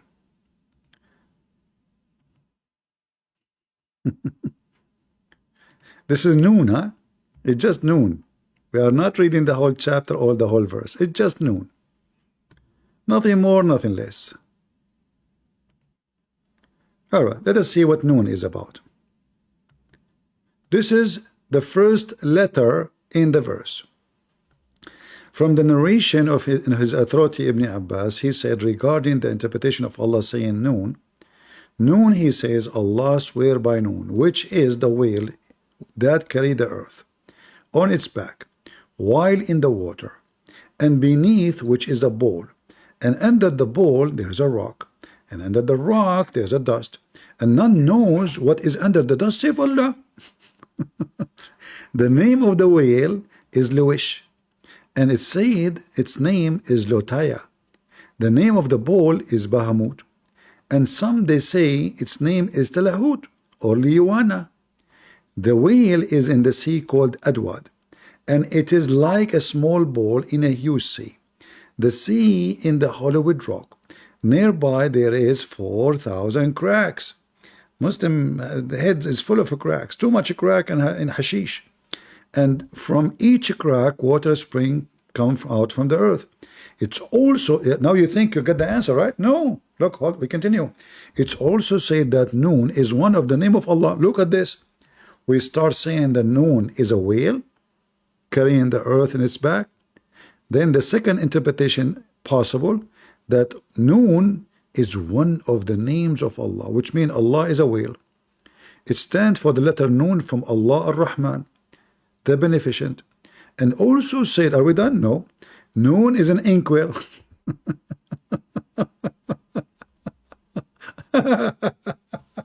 You can read. I mean, this is the interpretation to explain to you what Allah is saying. So after we read the interpretation, did we get the answer? No, I'm even more confused now. Winter, I did not kick you out. You said you want to go and find the answer and come back. Okay, let me invite you. Put your hand up. Here we go.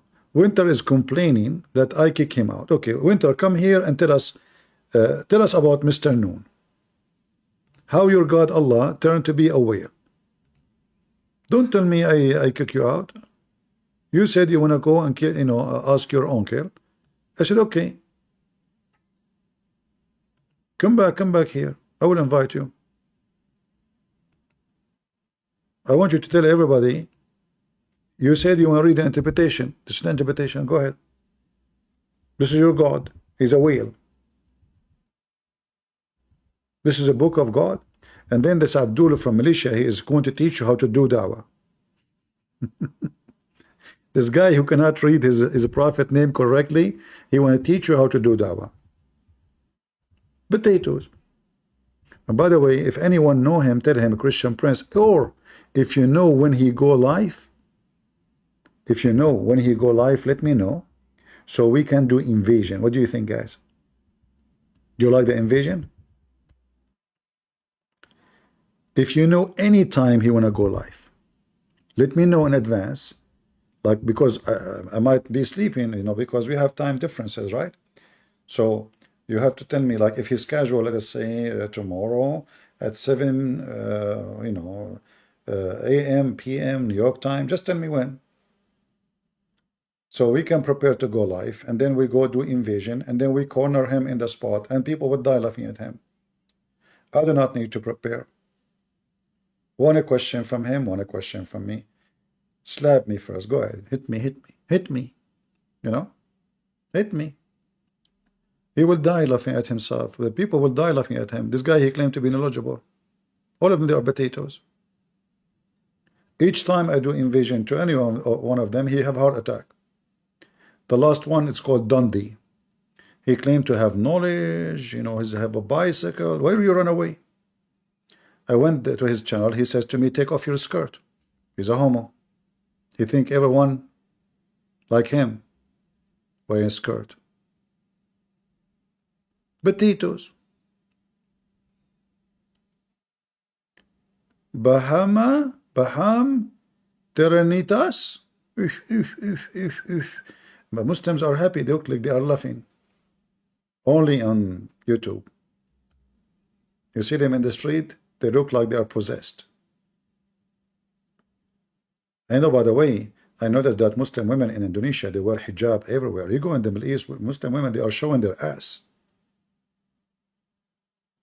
Actually, once I was walking in a place, in a restaurant, I saw a bunch of guys, they know me. Hey, come sit with us, blah, blah, blah. I don't, I mean, I just, they didn't see me for long. So I sit with them, and there's a woman, she is sitting with them. I can see her panty, literally. And then they said, how are you doing these days? I said, I'm beating the hell of Muhammad. It turned to be that this woman, she is a Muslim. Said, what Muhammad? I said, the Prophet of Islam. Said, oh, don't insult my Prophet. And she opened her legs. I can see more details now. Her panty, when she is sitting, if I say it's an inch, I'm not exaggerating. The second I mention the name of Muhammad, she is upset. Her breast is coming out. Her nipples, I can see them through the blouse she is wearing. But don't insult my Prophet, please. And she said, I'm going to leave if this guy talk about my Prophet. She's getting hot, man. And the guy, he grabbed her from her leg. He said, sit down, come on, don't take it easy. Take it easy. He's just joking. I said, I'm not joking. I'm not. What you will do, call her cousins. So look how they dress in go and see how they dress in the Middle East. Just type just to show you how Muslims are. Those Muslims in Indonesia, they are, I mean, you go to Indonesia, the whole country nightclub, etc. And those are religious people, supposedly. Look, she is wearing hijab. She is very decent women. But God knows how many husbands has her already. Perfect women, Aisha, she was teaching the guy how to clean his semen. The guy was masturbating in her bedroom, in the bedroom of the Prophet of Allah. Are you better than Aisha? Aisha, she sent little girls so she can hunt boys from Quraysh. She can sleep with them. Aisha, she was accused by a Muslim that she was sleeping with the guy, his name Safwan ibn al-Mu'attal. But anyway, clothing is what they left from Islam. The second you ask those guys any question about Islam, you will see they are desperate to, they cannot answer. Do we have any Muhammadan? No, if I go right now, I'm not, if I go right now and I type in Google, hold on. Hello? Hello. Can you hear me? I do hear you. At first, I want to say thank you. I'm just ordering your book. I'm from Germany. All right. But I was a Muslim for like 10 years, and for 4 weeks I'm on a new journey. Sorry for my English. Why you left Islam? What's wrong with you? I read your book for a few weeks. Okay. It's horrible. And you believe my book? What's wrong with you? You should not believe it. Islam is true religion, my friend. But I just need. Yeah. I just need to search for the truth, and I'm searching for the truth is that the Christian Prince, according to Muslim, is lying, and you believe Christian Prince. What's wrong I don't with care what they say. I just take a look for myself, for my soul. All right, I know, because I'm trying to save you, because I want you to go to heaven. You have 72 women set now are happy because they are out of the customer who is coming to them. They are made for you. What they would do? I don't care. What those women would do now without you? Use your fingers? Come on. I got a question about the book. I'm on this Alif Lam Ra thing. About the numbers 231. And I don't understand how you what is in English can the code is about the Son and the Father and the God. That's right? Yeah. But how you can go from the numbers to the sentence? I don't understand it in the book. Okay, you see the Aramaic, they have a coding. Every letter is equal to a number. The Aramaic, the Aramaic alphabet is not even just letters, they are numbers. Yeah, it's like in the book. There's I can see the numbers and the value. So every value, like somebody he said to me, actually, there's a printing error. There's a mistake in the printing. I will go over it, but every word in the language can come into like a number, and that number can give you a new meaning. So in the old days, when the Christian, they used to be discriminated, it's like now you want to send a message. You're a spy, and you want to send a message to other spy.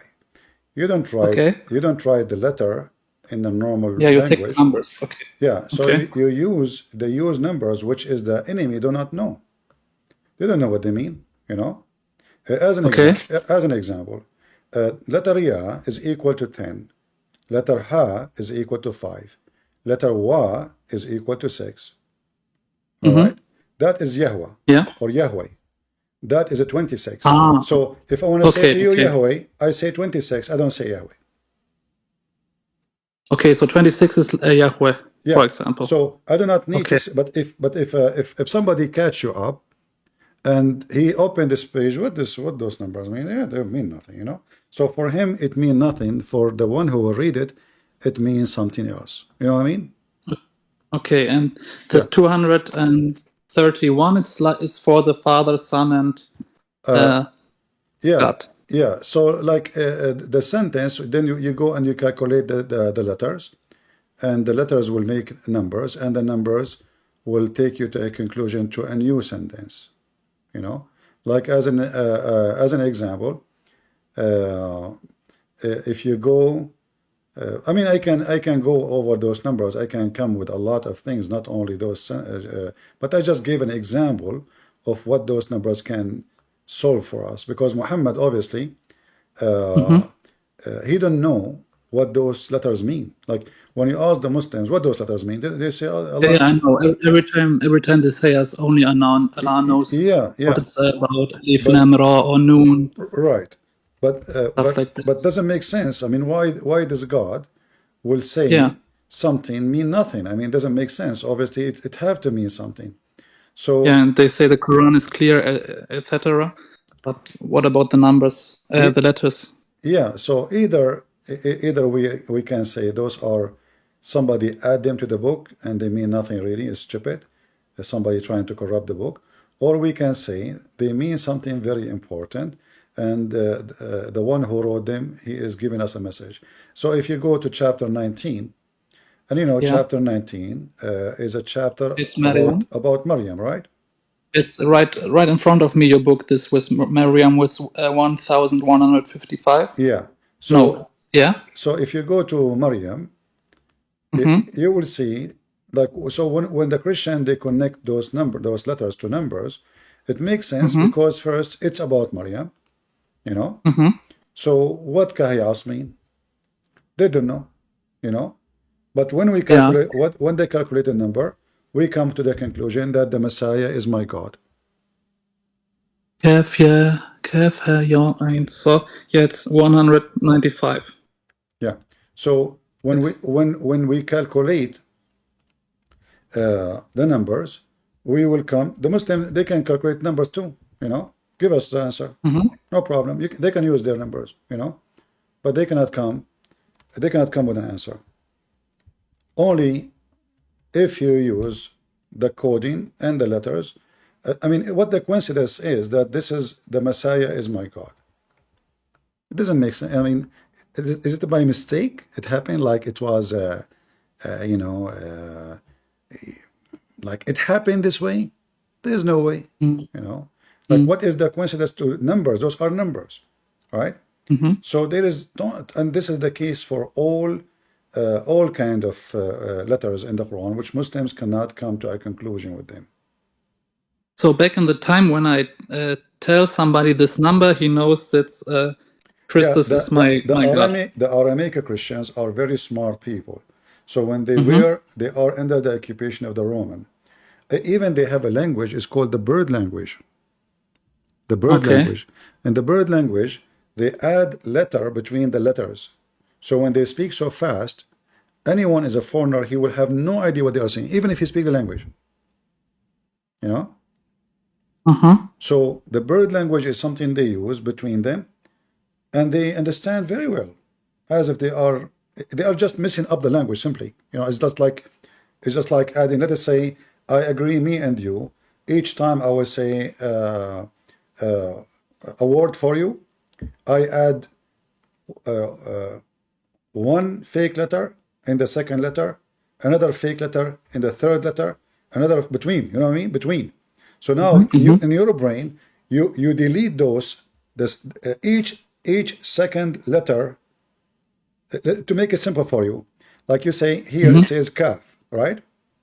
Yes. So let us say I add D between the kaf and the ha.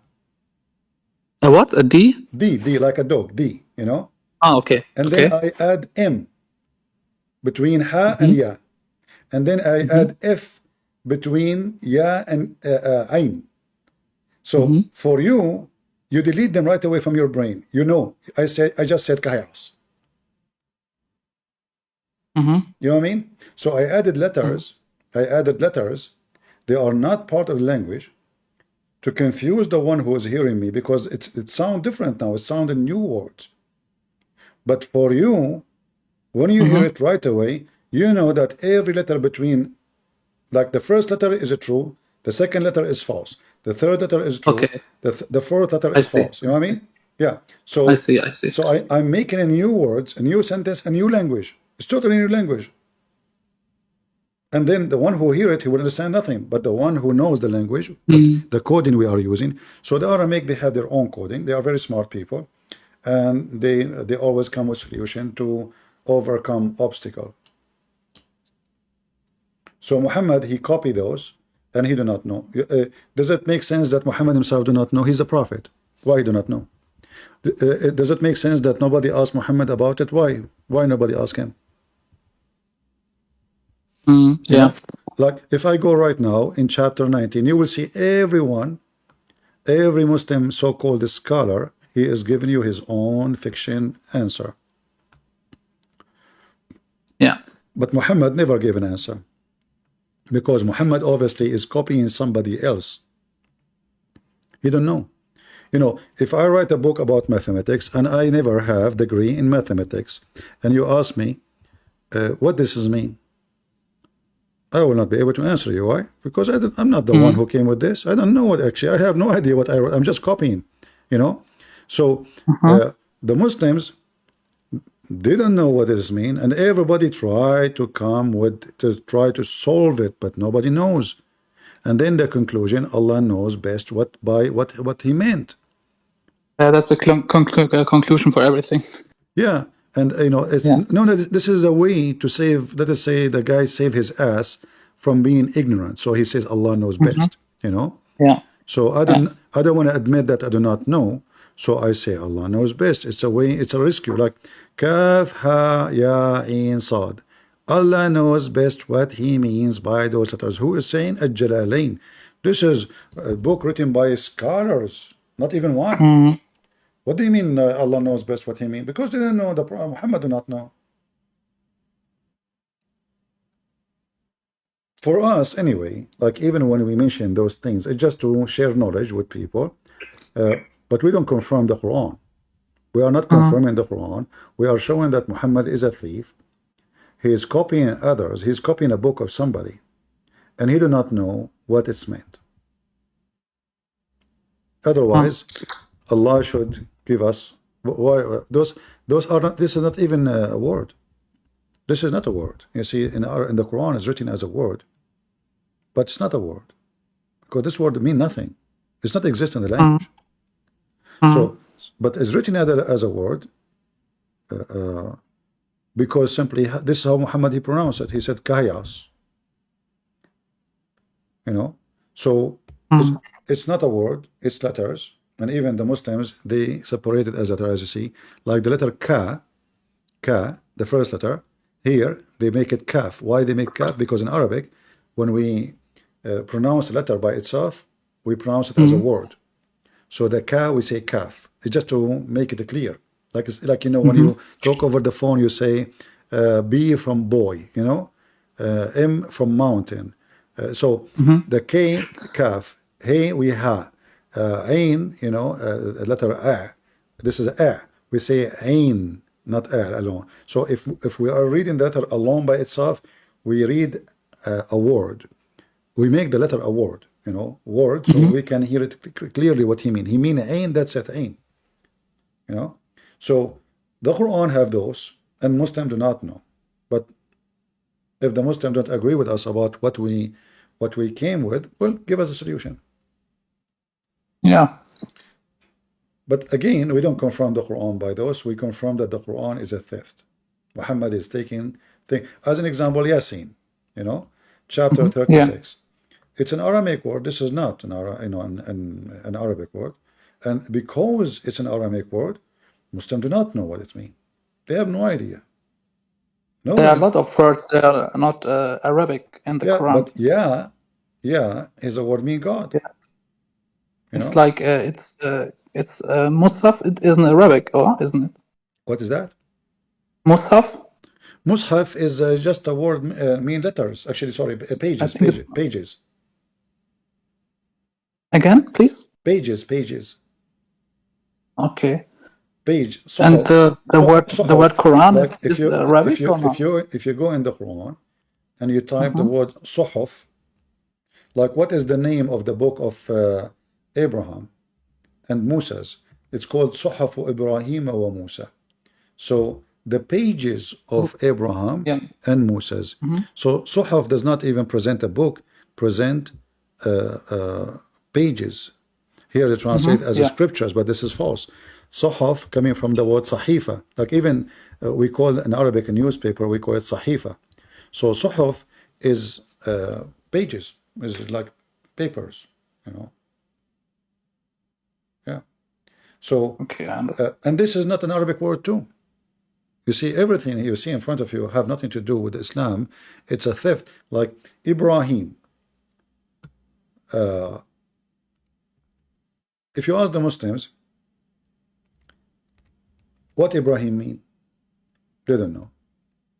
Okay. What about Abraham? In the Quran today, the Muslims, they took the word which is Abraham from the Quran. Why? Because simply it shows something stupid about the Quran. Because it cannot be both. Ibrahim is not the same as Abraham. Abraham is what the Christians usually use. And so why the Muslims are using it? So if we go in the chapter of Al-Baqarah, as an example, you will see it says Abraham. But in the Quran, in Baqarah? Yeah. In the Quran. So another word for his name or what? Huh? Another word for his name, or what did you mean? So there's Ibrahim in Al-A'la. Yeah, there is Abraham. There is Abraham and there is Ibrahim. Abraham. So two different names. Two different names, and it cannot be both because simply this is wrong. You know, Abraham is not the same as Ibrahim. But now in the new print of the Quran, they took off the word Abraham and they replaced all the Quran with Ibrahim. You know, and this is showing you how the Muslims, like, you know, even the Muslims, they try to fix it. They say, oh, it's the same, no different. No, it's different. It's different. This is a name, you know. But they say to you, it's just different reading. But those are Arab. This is not a word from their language. What do you mean different reading? You know, like I have to read the word as it is. It's not even my language. So, so when they say to you in the chapter of Al-Baqarah, when it says Abraham, which we cannot find no more in the chapter, they took it off. You know, why you change? Okay, leave it as Abraham. If Allah says Abraham, why you change it? They change it. You know. If I open right now, I cannot find it. The copy actually I have with me. I cannot find the word Abraham. You know, there's nowhere it can be found. They took it off.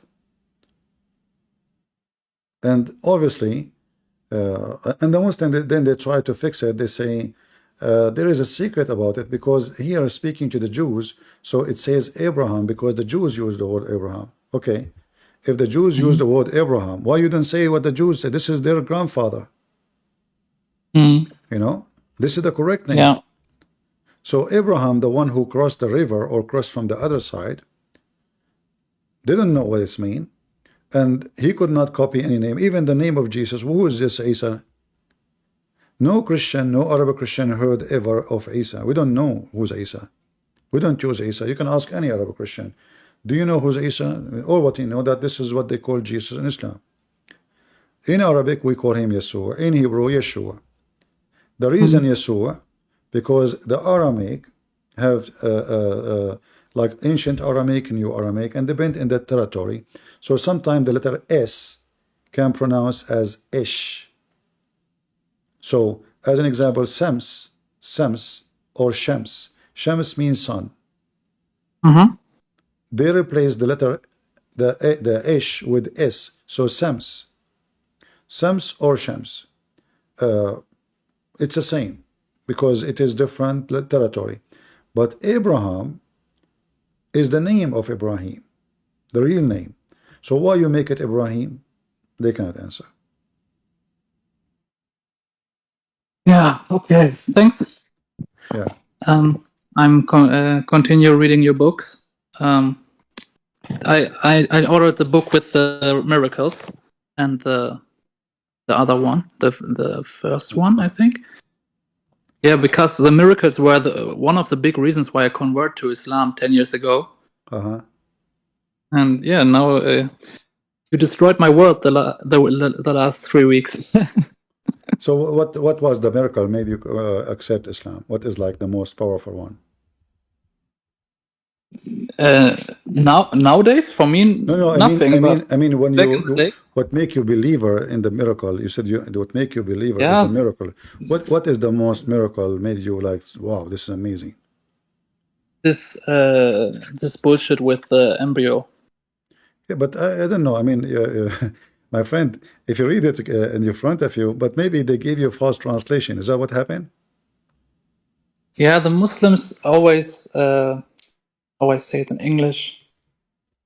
They sell it Islam to you like a big present, and they got books only about the miracles and everything. And I was 16 years old, and yeah, it sounds great for me, but yeah, it's not your fault. What should I say? It's not your fault.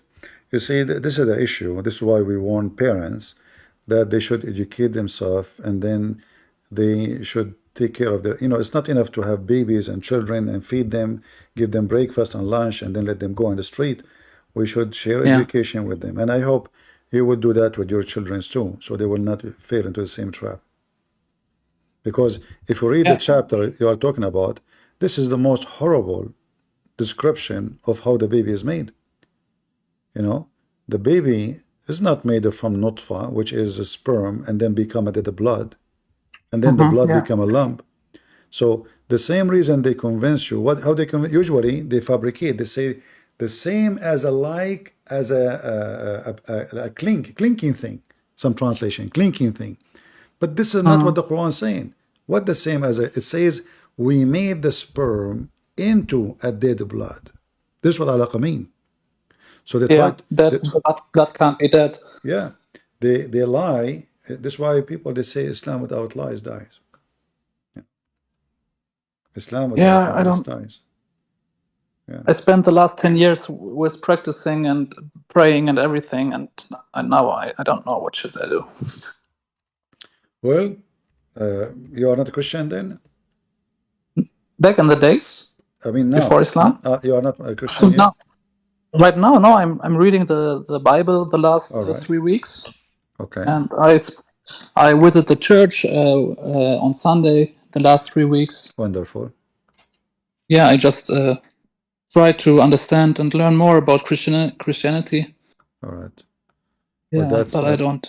Very good for you. I'm happy for you, my friend, and I'm happy that I'm just searching for the truth, and I think if Christianity is the truth, God will show me. Christ is the truth. Christ is the truth. Yes, Christ. The Christianity is what we believe, but Christ is the truth. He is God. He is the truth. He is the Alpha. He is the Omega. Muslim, they can lie as much as they want to deceive as many, but then it backfire usually, because those who convert to Islam, they learn a lot about Islam, and then they become #1 enemy to Islam. Like there's a guy,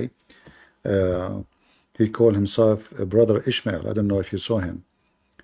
No. This guy, I'm new in. He converted. He was maybe in your age, and then he went to Mecca. This guy, he took it very serious. You know, he want to be serving Allah. So he went to Mecca. He learned Arabic. He spoke perfect classic Arabic. He studied, and then after 16 years, he come to the conclusion that Islam is a big scam. And now the Muslims do not know how to refute him, because the guy, he went there, he learned. I used to make videos for him to refute him, you know, just to get him busted. And now this guy, he is exposing their lies all over the place. Can they say he was lying? 16 years Muslims, like you, maybe 18, I don't know. He forgot. You can watch his video. So they gave him scholarship to study Islam, you know, study Arabic. They send him Saudi Arabia. And all of this help him to know more what he converted to. And then when he mastered the language, he find out that he was a fool. This is not what they told him. And he decided to leave Islam. Yeah. The more you know, the more you will be disgusted, and the more you will find out that this is not only stupid religion. This is, I mean, silly. It can't convince even a goat. Who is going to believe in this? You know, God, he want to give you endless penis, and you know, that's weird. Yeah, I know what you mean. And you know, like as an example, when I mentioned to you Ibrahim and the story of Ibrahim, if you go try to research it to find why, I mean, all the reason they give you is silly and stupid, because they themselves, they don't know why the word Abraham written this way. Simply the answer is very simple. Muhammad, he heard it Abraham, he wrote Abraham. Muhammad, he heard Ibrahim, he wrote it Ibrahim. It's the one who wrote is what he said, not him. He is not. He's not the author, you know. He didn't know even what Abraham mean. Yeah. Let me actually, let me. You don't know Arabic, right? I don't know Arabic. No, I'm German. Yeah. Here, this is Islam. Let me post the link for you. You can use Google Translation. Do you see the link I posted in Discord? Wait. I'm on my mobile phone. Can I open Google? Why on Discord? I don't know. You can open. You can click the link later. Here it says, I will use Google Translation. It says why the word Ibrahim mentioned in the Surah Al-Baqarah without ya, which means Abraham. Ya is im, you know, without ya. Okay, if we go right now to the Quran, we cannot find the word Abraham no more. They took it off. They took it off. And they say they did not corrupt. They say that even a single. Here it says, جاءت كلمة إبراهيم في القرآن على شكلين من الرسم. الأول Abraham بدون ياء. Let us translate. The word Abraham appear in the Quran in two forms. The first is Abraham without ya. Okay, where we can find it now? Where is the word Abraham, Muslims? How come it's called all now is Ibrahim? You know, let me see if the one in the internet they have Abraham. I will try. You know, let us give it a look. As long as they agree that the word Abraham was there, if we search for it, we should find it there. Are we going to find anything? Zero. You see it? Yeah. It's gone. Why you take it off? Because you see, they claim that even not a single letter is taken off, correct? This is what they claim. But those letters are taken off. The Jews, they said Abraham. Muhammad, he learned the word Abraham. He was saying all the time Ibrahim, Ibrahim, Ibrahim. He met the Jews they said Abraham. He put Abraham. Potato. He found that it's like Christian Prince, he don't speak good English, you know. So the Christian Prince, he says covenant. Okay, but it's not the word, it's correctly, it's covenant. Okay, so Christian Prince, after a year, he discovered that this is the wrong way he was saying it. So now he correct himself, but it's already recorded by 10,000 videos that he was saying it wrong. You know what I mean? So after Muhammad says a billion times Ibrahim, finally he got the correct name, Abraham. So he wrote Abraham. And the Muslims, because they are blessed by Allah, the devil, they decide to take it off. It's not in the Quran no more. Now, you might find some print of the Quran still have the word Abraham, but mostly it's gone. And then they will say to you, the reason that some people, they used to say Abraham, Allah is making it, saying it as some people say, or the correct name. I mean, do you see how stupid the excuse? It says here, قال الأزهري ومن قرأ إبراهام فهي لغة إبرانية تركت على حالها ولم تعرب. Look at the answer here. Let me show you. Let us go back.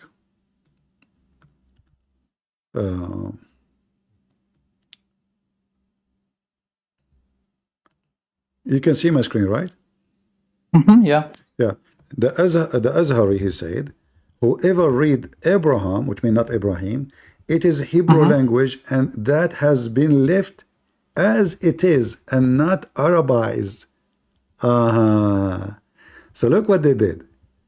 They admitted that they changed all the names of Abraham from the Hebrew to make it Arabic. But can you do that to name? No, you cannot.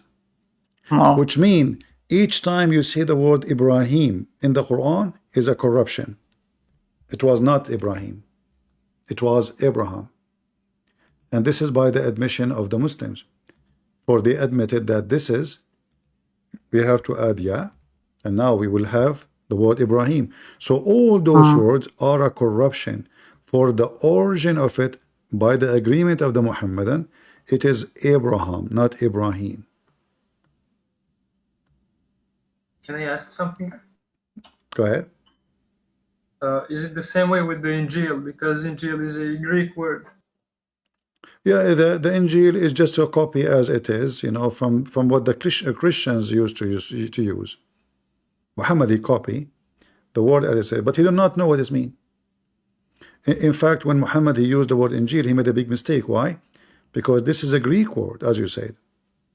So how Jesus was sent to his people, and his people are, according to Islam, are Jews, then the Quran says in chapter 14 verse 4, we sent not a messenger except with the language of his people, in order that he might make the message clear. Okay, so now we know that Allah will never send a messenger except in the tongue of his people. So the book will be what?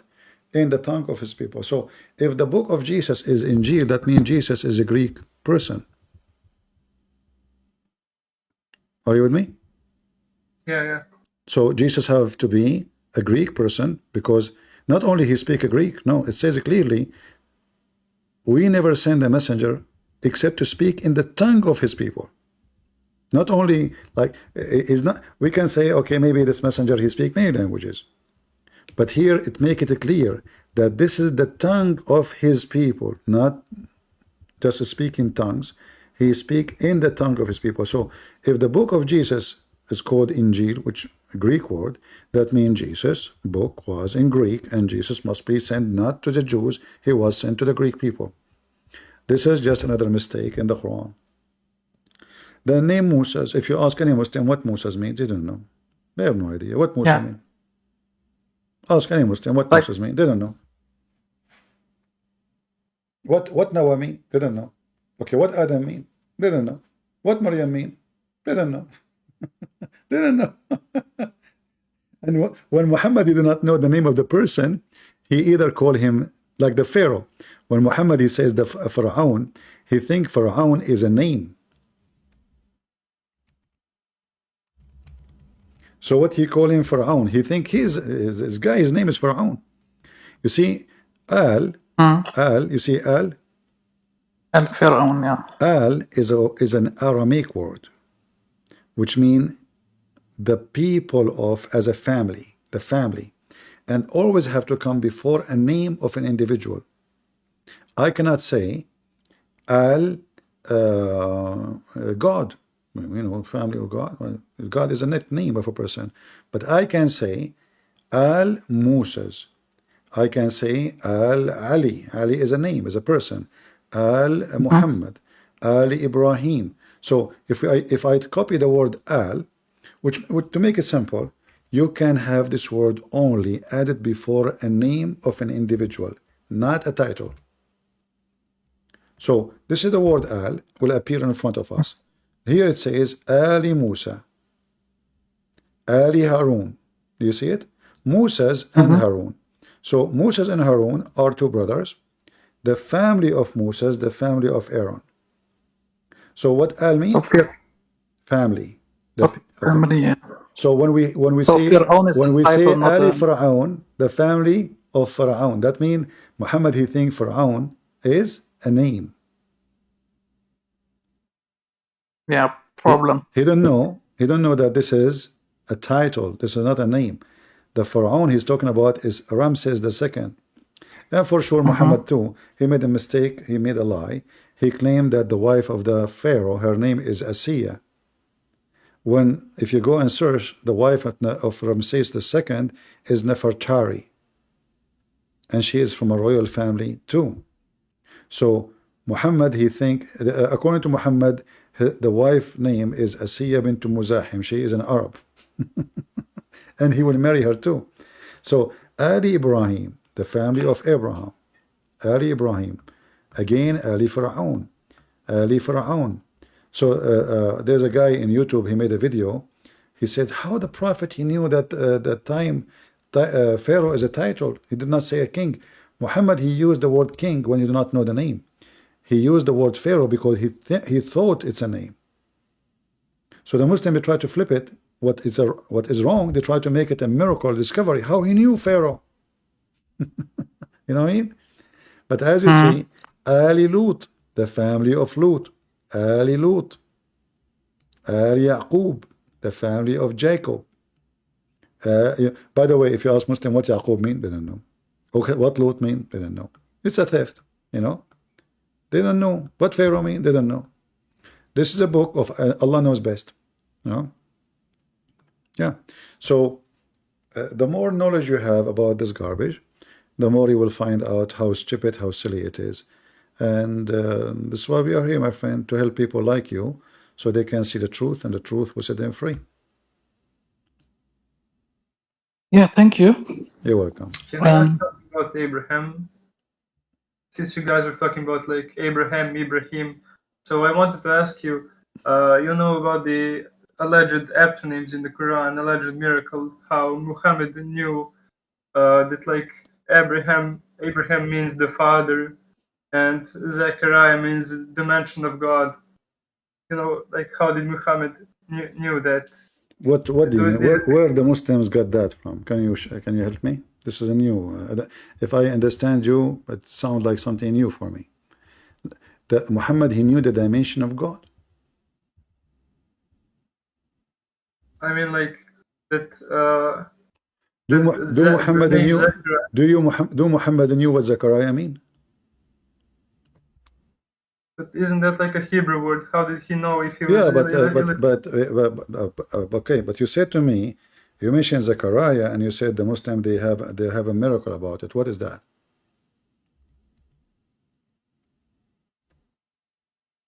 I heard you saying they have a miracle about it. In fact, using the word Zechariah in the Quran is a disaster for the Muslims. Because Zechariah, you see, there's a guy, his name is Daniel, he was making fun, I forgot of whom. He's saying you worship Yahweh, the pagan god. You know, that's what he said. But Zechariah is simply a sentence, it's not a name. that God Yahweh has remembered. This was Zechariah mean. It's a shorten of the name of God, or the word used for God in the Aramaic and in the Hebrew language. So when Muhammad he used this word, the same as the word Yahya, it's the same. So Yahweh remember. So when Muhammad he put this word in the Quran, he just stole the word Yahweh. He do not know he did it. So the Muslim, they have 99 names of Allah, but none of them is Yahweh. Mm-hmm. You know what I mean? So by taking the name, he made a mistake. The same as the word Jacob. You know, Jacob, the name Jacob, become Israel. Be that he was making fun of a Christian priest, saying to him, your God in the Bible, he was wrestling with Jacob. But then, if the Muslims are laughing at the story, but the word Israel is in the Quran. The Quran does not say how Jacob, even who is Israel. We cannot find one verse saying who is Israel. Suddenly the word Israel appear. Oh, children of Israel. So the stupid Muslims, because they are ignorant, like that, they are laughing at using at the story in the Bible, but they don't know. By adopting the name, they adopted the story, because this is what Israel mean. You know what I mean? Mm-hmm. They don't know that by using this name, you adopted the story, because Jacob's name changed into Israel because God, he called him that name based in what happened. So the Muslim, they laugh at the story in the Bible, but they forgot that the stupid Muhammad, by copying the name Israel, which he do not know what it means, he made a big mistake. Additional mistake. I mean, if we go by the names, you will find a lot of secret. As an example, what is the last two letters in the word? E and L. Okay, what does that mean? For the Muslim, mean nothing. Right? No, nothing. Mean nothing. But the fact, El is a word mean God. Right? Again, please. The last two letters is El, which is word mean God. In which language? In Hebrew. Okay, yeah. Interesting. So when Muhammad he copied the name, the word, so he thought he is copying a name. He heard the Jews saying Israel, Israel, Israel, but Israel is not a name. There's no names in the Bible actually. All the names in the Bible are not a name. Noah is not a name. Adam is not a name. Abraham is not a name. Moses is not a name. Yeshua is not a name. All of them is description of the person. Moses is the one who been saved from drowning. Abraham is the one who was able to cross from the other side, which means leaving paganism and coming to the truth. He passed over the river, the other side. Abraham, the same as Adam. You know, when God created Adam, he created a human being. You know, and it was actually used for male and female, not for male. Muslims do not know what Adam means. So now Muhammad, he stole the name Israel, and because he's a thief, not a single Muslim can tell you. Who's a Muslim can tell you what Israel means according to Islam? Anyone want to volunteer? Didn't know. They have no idea, you know, because this is the only way to know is to go to the Bible. They didn't know. So El exposed Muhammad because simply El is not one of the names of Allah, never used in the Quran, except when he steals names like Zechariah, Israel, Mikael, Ishmael. All those names are a theft. So for me, again, El is the Hebraic word for God. Sorry, again? For me, please, is this El is the Aramaic word for God? It's coming from the Aramaic and the Hebrew. In the old Hebrew, it used to be A-L. A-L. A-L and El is the same word. But in the old Hebrew, Israel was Israel, not Israel. Israel. In the new Hebrew is Israel. This is why we see, like if we go to the name of Allah, what is the first letter? Al, and then Lah. The first two letters are Al. That's what mean God, and that word can appear in the beginning of the name, before the name, or at the end. Do you understand? Like Elohim, Elohim, El. Do you understand? Ilah is like Yeah, demigod, so Yeah. Allah So is like a Al, contraction. so The God. Al is the old version of the language, which is the word mean God. So the name of the God of Islam is Al-Lah, God Lah. It's not Allah. But because they cannot say Lah without respect, you have to say God Lah. You know what I mean? It's a sentence. What does what's about the lah? Lah is the name of the moon god. This is an ancient name given to the moon. I see. This is given to the moon god, not to the moon. Some people think that Lah, or when we say the moon god, we mean the moon. The moon god is not the moon. The moon god is the god, the god in charge of the moon. Yeah, I see. So if I'm saying I'm the god of this house, that means I'm in charge of this house. Like in Arabic, we say the word Rabb. Rabb mean God.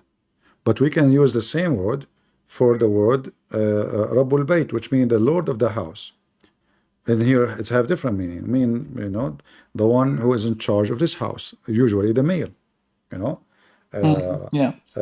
when we say, if we type the word Rabb, and all of those are not Arabic words, those are coming from the Aramaic and the Hebrew. Rabb, you will find it all over.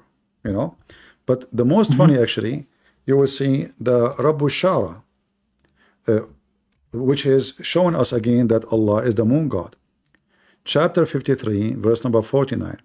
It says he is Rabbu Shara. If you go and you see what is the Shara, you will say it's a star the Arab pagan they worship. The Muslim they admit. Okay, Allah is the Rabb of this. So the moon god is the moon god, the Lord of Sirius. Why Allah is the Lord of Sirius? Even Allah saying to you he is. But in the Arabic it doesn't mean serious, or? No, actually it's a name. It's an equal name. Yeah. When they say to you, but in your book it's about the serious, and you say in the book that in the Arabic it doesn't mean. Yeah, the Shara, it have its own meaning, but the Muslim they claim that this is what it's meant. Miracle. Yeah.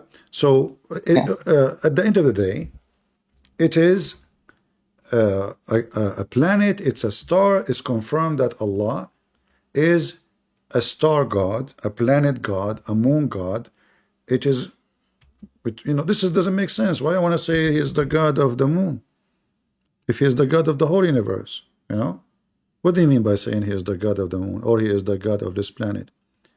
So if you go in the Arabic, you will see they say that this is some interpretation says that it's a star the Arab they used to worship before Islam. But when Allah he says he is the Lord of this star, that means he is saying I am the same God you worship, the pagan God. Correct? Yeah. All the interpretation of the Quran agree that this is a planet or a star was worshipped by the Arab before Islam.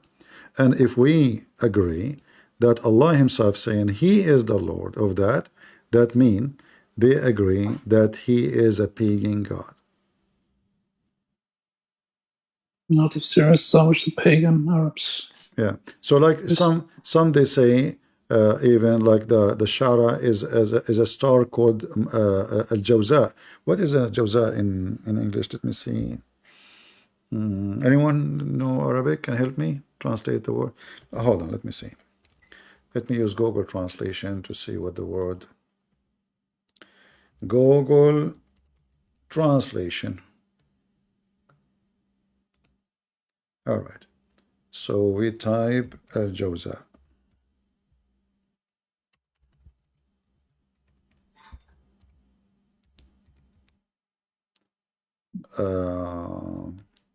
I know in English it says Gemini. Is that correct?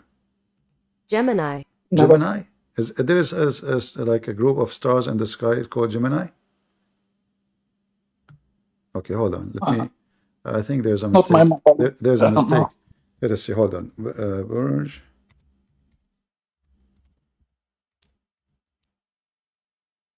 I don't know. This is what English saying.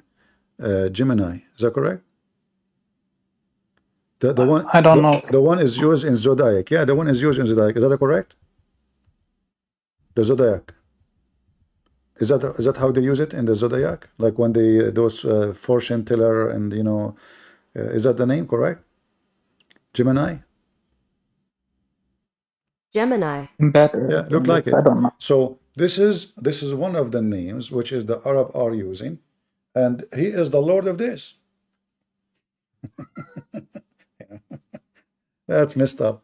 So why in the world there's a God, he would say, I am, he is the, you know, what does that mean?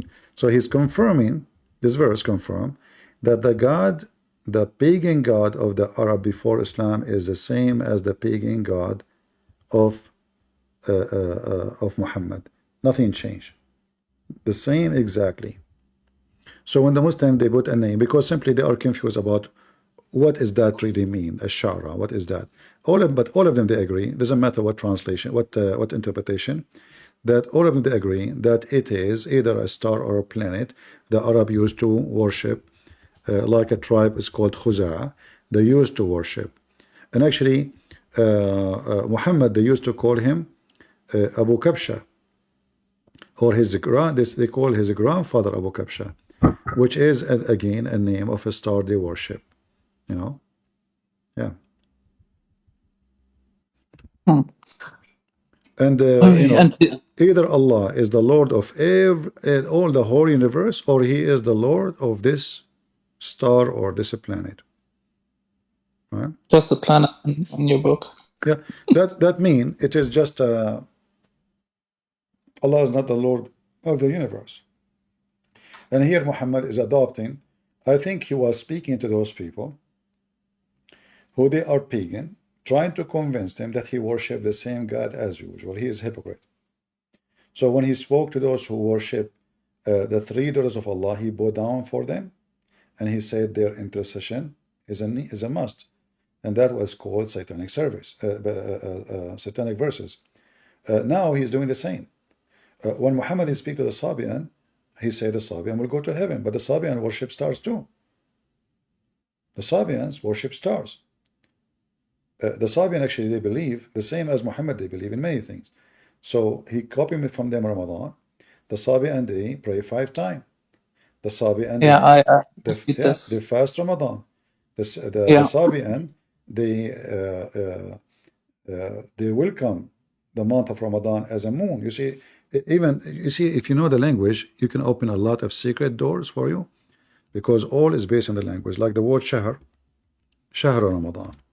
The Muslim, they translate the word Shahr as the word mean month, but in fact Shahr mean moon, crescent moon specifically. That's why here it says, so whoever of you witness the month, he sight, you have to sight it. You see, if it is a month, we don't sight the month, correct? Nobody can sight timing. Can I sight 6 o'clock? No. But whoever of you sight, it says shahida. So whoever of you sight the crescent moon, he fast. So read it. So whoever of you sight, not the month, not the month. No, there's no month. The word here translation is false. It says the month of Ramadan. No, the moon of Ramadan. Every month, the pagan, they believe, it's a moon. So they gave every moon a name. There are 12 moons, not one. 12 moon, each one of them have a name. The month of Ramadan is the moon of fasting. So when we sight the crescent moon, we fast. Why? Because our God is the moon God. You get it? Why we don't fast with other, you know, I mean, there's many plants, there's many stars, there's many things, you know? Why the moon? Why the crescent moon specifically, you know? And this is why When the Muslim they say when we have the crescent moon, doesn't mean that Allah is the moon god. It's a lie. But all religion is based on the crescent moon. So the Sabian, when the crescent moon appear, they welcome the crescent moon in a town, and they go to other town to welcome the new moon, not the same moon. They don't believe it's the same moon. So the new moon is coming, so we go, and then when the new moon come, it's a new month, a new moon, and that where they stop fasting. Muhammad adopt exactly what the Sabian practice. The fasting of Ramadan, the 5 prayer, the ablution. You can go watch videos about how the Sabian do ablution. It's exactly as Muhammad do. Exactly. He copy everything from them. He's actually even the Hayes call him Sabian. Yeah, I read about it that they called him Sabi. his name, which is Sabi. Yeah, Sabi. Yeah. So language is a big. Actually, there was a Christian scholar in language. I wish I can find him. This guy is I know. I mean, I don't know how to describe him. He's. I mean, he knew Aramaic. He knew Hebrew. He knew he's like a language genius. And then he can explode your brain with the knowledge he have. Regarding meaning of words. Language is the key for a lot of things. In the Bible, in the Quran, in anything, language. Like if you want to study history, you study language. Because language, when you go to the ancient language, you will see that where words is coming from. There's many words now in Arabic we don't know where they are coming from, but we use them. But in fact, none of them is Arabic. They are coming from the Aramaic. So those who they are Aramaic, they knew right away what that word mean. Like, if you see the numbers, those numbers you see, the one you see here, those are not Arabic.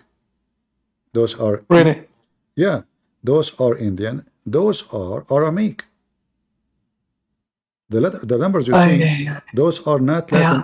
Those are not Latin numbers. Those are Aramaic numbers, and they are alphabet too.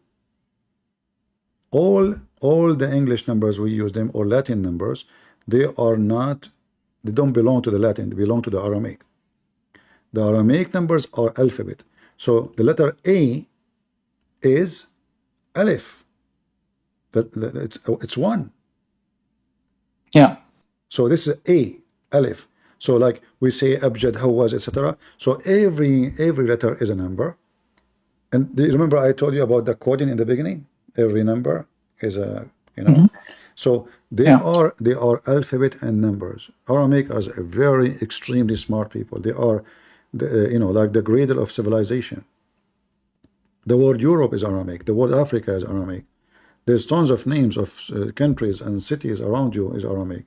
The word salad is coming from them. The word bustan in the Quran, bustan, the word aris, the word Jannah. I mean, all the tons and tons, and then you will find that Arabic is empty. There's no Arabic in the Arabic. Arabic is just a manipulated language out of the Aramaic. This is why there's many scholars, they have theory that the Quran never was in something called Arabic. It was written in Aramaic. This is why actually the word Quran doesn't make sense. Quran in Arabic doesn't make sense. It makes sense in Aramaic. So qarra, it's saying, moving your lips. Ra'a is seeing. So you say what you saw. That will make it reading. But Quran is a wrong word in Arabic. You say what you saw. What did you say? You say what you saw, exactly. But Quran is wrong then. Quran is wrong because Muhammad, he did not see anything. According to Muslims, he received, he received words from the angel. He did not give him a book. So if we say Quran and then the Muslim, they start saying, it means recitation. No, recitation cannot be, because recitation, you recite something from the memory. It have to be first in your memory to recite it. Yeah. And Quran cannot be, because you have to see the words to read it. So Muhammad did not have recitation. Because the first sentence Muhammad he have, how he can recite it? He can repeat it, right? He can repeat, like say after me, you know, read in the name of your Lord. If you remember the Muhammad, when the angel came to him, he told him Iqra. What the Muslim in the translation, some translation they say the truth, they say read, and some translation says recite. What Muhammad he says, he said ما أنا بقارئ. ما أنا بقارئ. The stupid Abdul, they try to make it look sound. He is saying to him, I do not know how to read, which is false. He was saying, what I am going to read. Okay. He did not say, I don't know how to read. ما أنا بقارئ. What I'm going to read. If you go and read the translation here, look how stupid it is. It says here that when he was in the cave of Hira, the angels, he came to him, and he said to him, read. You know, he said to him, look here, the translation, he says, he said to him, recite. But recite what? Wrong word. You cannot say recite. He said to him, read, not recite. If we try different translation, the same website for the same hadith, you will see how the story changed. Let us see. Here, he pressed me and released me, and he said to me, read. Okay, is it read or recite? There's a huge difference. Do you see it? Yeah. Okay. If he said to him, if he said to him recite, and Muhammad, he said to him, I cannot recite. That's stupid. You know, you should say recite. You should say recite what? I don't know what you're talking about. And then, if he said to him repeat, well, he just said to you the word repeat, and you said to him, I can't repeat. You just said the word. So it doesn't matter where you take it. It's stupid. If it's me read, it's the first time. I hear about it. If it's me read, well, he did not give him something to read. If it's me recite, well, recite is something I know in my memory. If it's me repeat, why Muhammad will say I cannot repeat? See, so the Muslims here, they try to fix it. They say, he said, I do not know how to read. But look how stupid it is. Because if he is saying, I do not know how to read, shouldn't he say first, read what? Did he give him a book? If the angel, if the angel gave him a book, that means the angel is stupid. He do not know that this guy, he do not know how to read. It's the first time I hear about this. Every time they talk to us, like he say, I can't read, I can't read. It doesn't make sense in any way. I mean, and you know what? If Allah is the one making the command, because the angel is delivering the command, right? So if Allah said to Muhammad, read, and Muhammad do not know how to read, shouldn't Muhammad be able to read? Because Allah, if he say be, is going to be. Yeah, sure. Yeah, if Allah is God and he said to me, speak in German, I would say right away, I would say, I'm talking German now, you know. Yeah, so this story is so silly, is not even good for kids. When Jesus said to the man, he cannot walk, carry your bed and walk. He did not say to him, what? I cannot walk. And he stay in bed. No, he carried his bed and he walked. So if this is God, actually the story here itself proving to us that story of Muhammad is nothing but a fraud. For if God is the one who is talking to Muhammad, and he said to him, read, Muhammad will read in any language. If Allah gave him no book to read, that will make Allah even more stupid, because he gave him no book.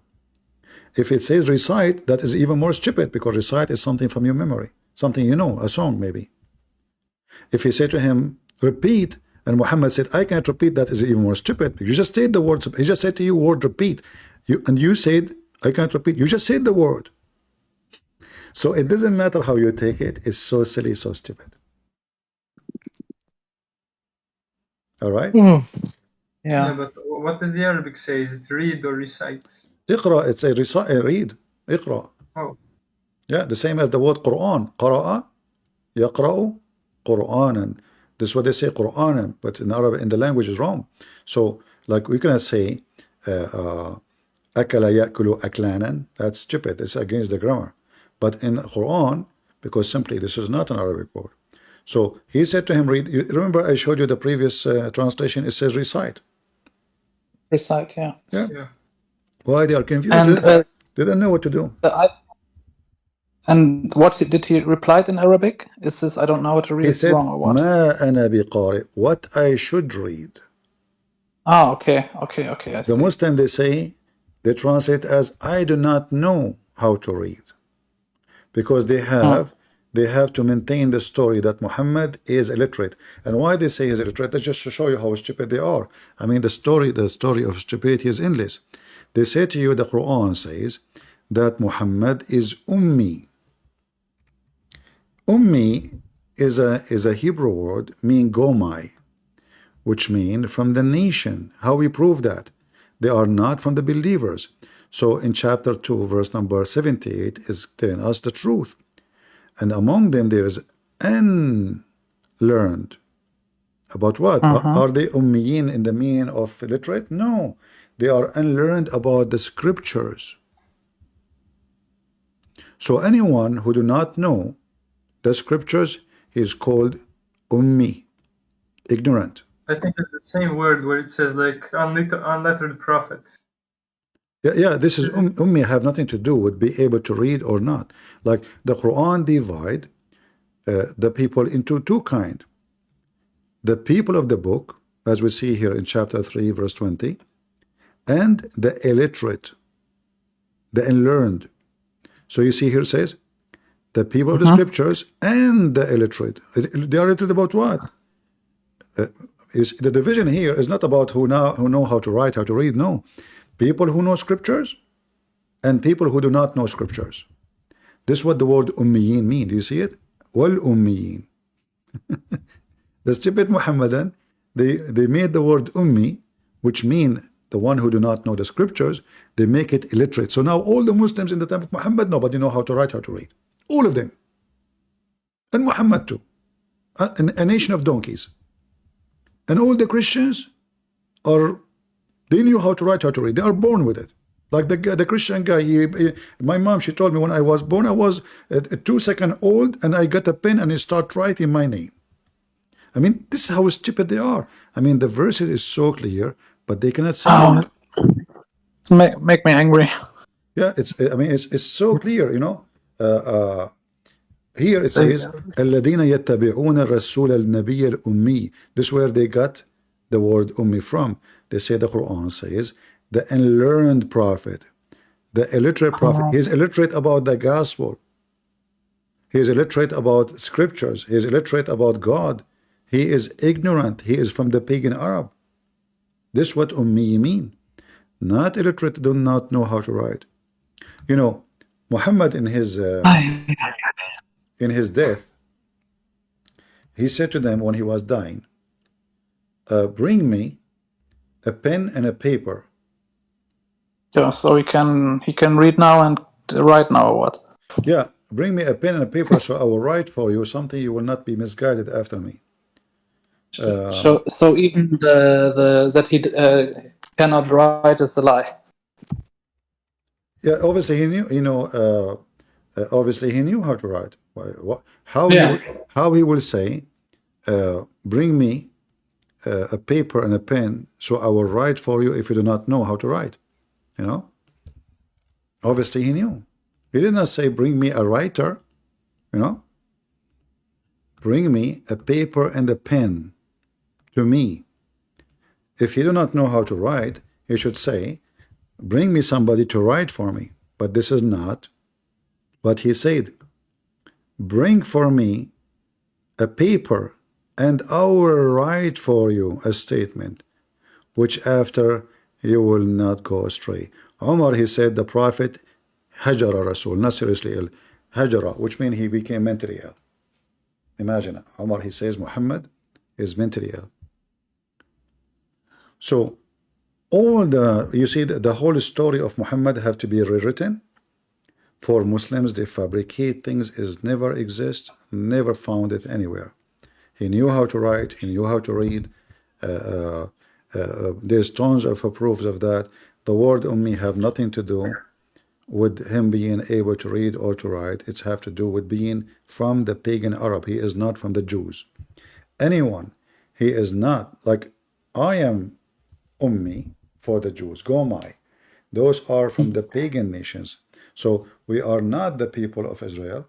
We are not the people of Abraham. So we are Gomai, from the nations. The word ummah mean nations. Like if you go in the Quran, it says umam.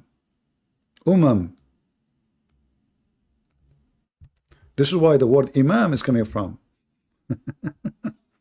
Imam. So if you go in the chapter 638, 642, 738, etc. So it says here, we send to nations before you. What the word mean? Nations. They translated here as a community. This is false. Is a nations.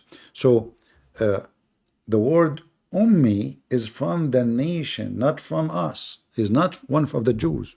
He's a stranger. He do not know the God of the Jews.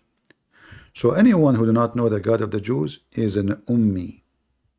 This is not about knowing how to write, how to read. You know, when the Quran says people of the book and the ummiyin, is that make sense that all the Christians know how to write? That's stupid. Because especially at that time, there's many poor people, they cannot afford to go to school. Right? And there's no school actually. What school? There's no school. But I mean, not everyone, he have the luxury to learn. Until not long time ago, until now in Saudi Arabia, there's a lot of people do not know how to write their name. You know? So they have a very wrong understanding of everything about the religion. And that's why we find them a very laughable nation. So they lying to me for over 10 years now. Well, it's time for the truth, and the truth will set you free, my friend. So, do you got any advice for me? What steps I should do next, or anything, or can I ask you when I sometimes? I encourage you to read the Bible and start. Try not only to read it. When I read the Bible, I try to live it, not to read it only, because there is a huge difference between reading and living the what I'm reading. Like if I read the Quran, there's nothing to live. I mean, look at this. What I will live there? This is stupid. The animals are a creature like you, and they are Muslims. That's even stupid. So in the Bible, when you read any speech of Christ, try to be in the crowd. Try to be a person who is listening and seeing Jesus and receiving the words as a personal speech to you, not to the crowd. So when the Messiah speak about salvation, receive it not as a text, receive it as something spiritual, something for you, something personal. Like a voice of a person. Let us say you have a children. You miss your child. He call you. You cry. Why? Because his voice, he meant something for you, or the picture means something for you. So when you have connection with the words will touch your heart. If you are just reading text, it's a plain text, it's nothing, mean nothing for you. But if you live the story, if you are in touch with the words, then the story and the words, they will mean a lot for you. And I encourage all people to do this. If you have a Bible at home, go every day. Do this, like let's say, put the Bible next to you in the table, and when you have time, just let us say for fun,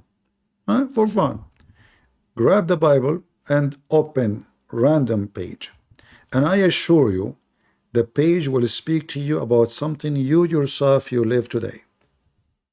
Who want to bet? Any page you want.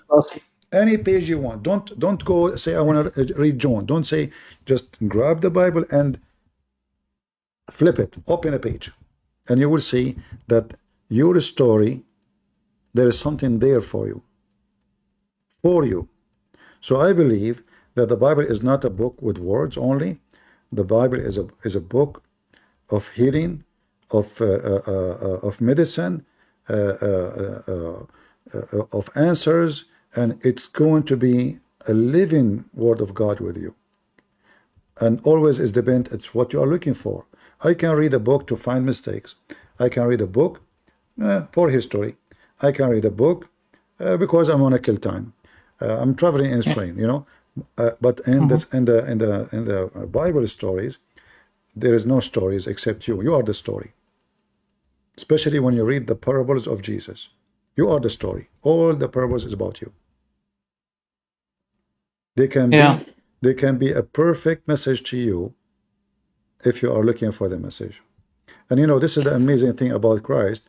I do not need to be a person who is a scholar to enjoy listening to Christ, because he speaks to everybody, high level, farmer, person who do not know how to write, how to read. Everybody will enjoy. You read the Quran, it's gibberish. There's nothing there. Stupid. You know, what is that? What does that mean? And even God trying to make poetry, rap, which doesn't make sense, breaking the meaning. Allah will show his shin. What does that mean? So if you read the whole Quran, you will learn nothing, you will understand nothing, you will get more confused.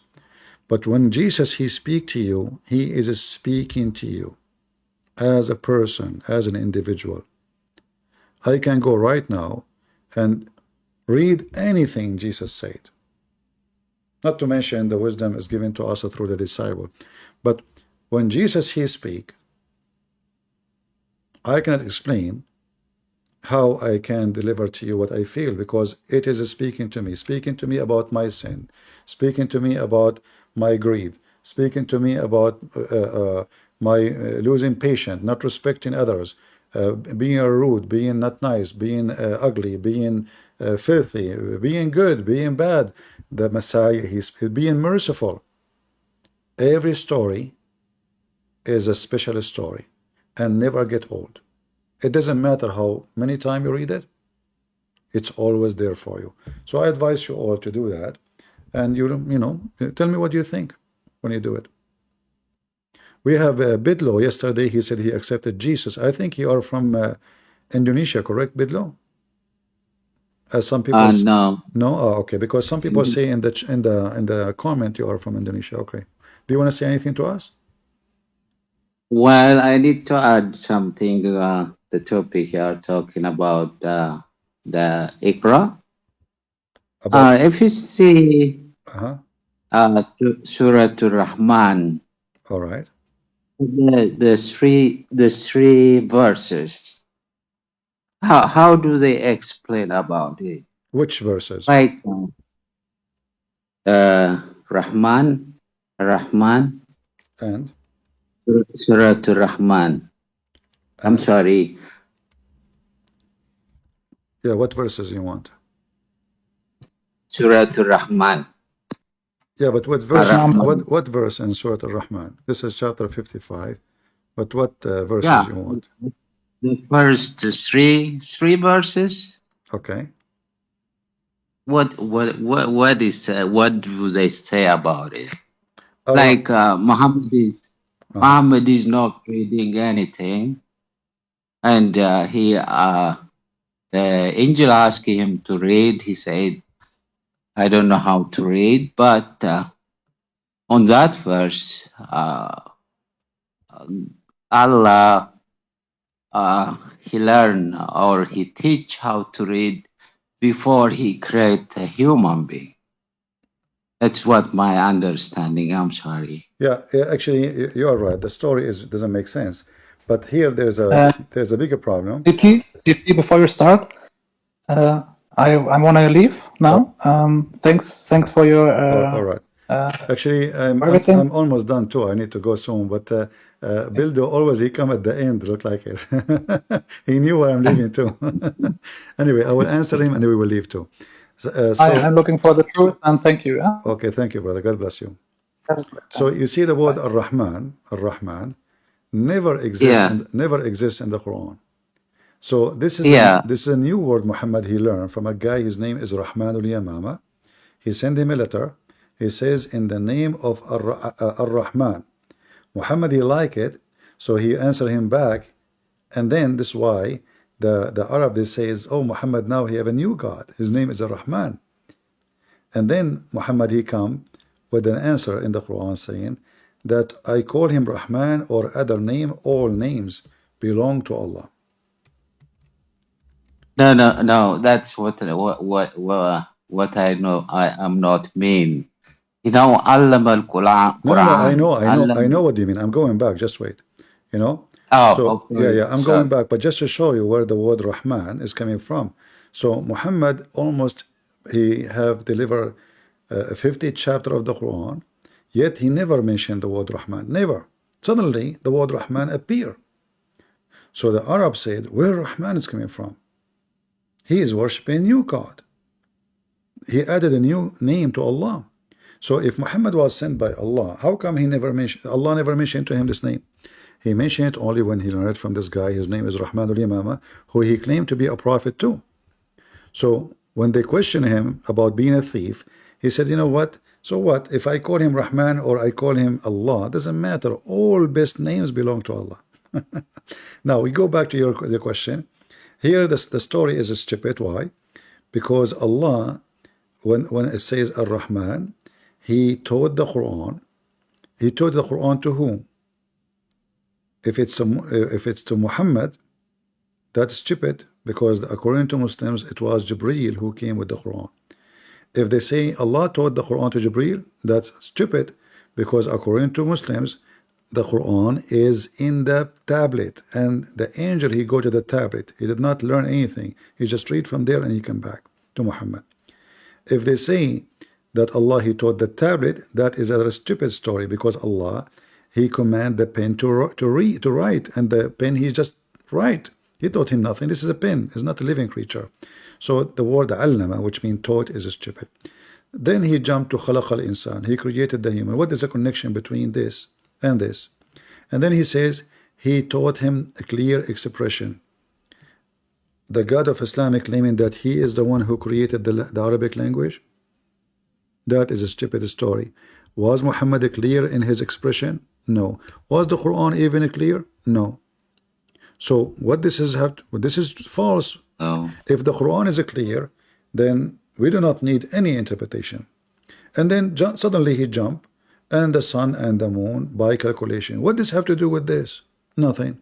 What about the stars and the, you know, Muhammad is trying to make, you see, you notice, all the word end with the letter A-N. Rahman, Quran, Insan, Al-Bayan. So he is choosing just word. It make no sense. It's just to make a rap. Husban. And by the way, I can do that by adding an to any Arabic word. You can add it to anything. Anything. So it's just a stupid chapter, have no meaning. It doesn't mean anything. Like Allah created the sky, and then he says, don't transgress with the balance. What does have to do with this? What this verse have to do with this verse? And what this verse? And then he jumped to the earth. And then in the earth there's a fruit and palm dates. What is that? And what is this? You know?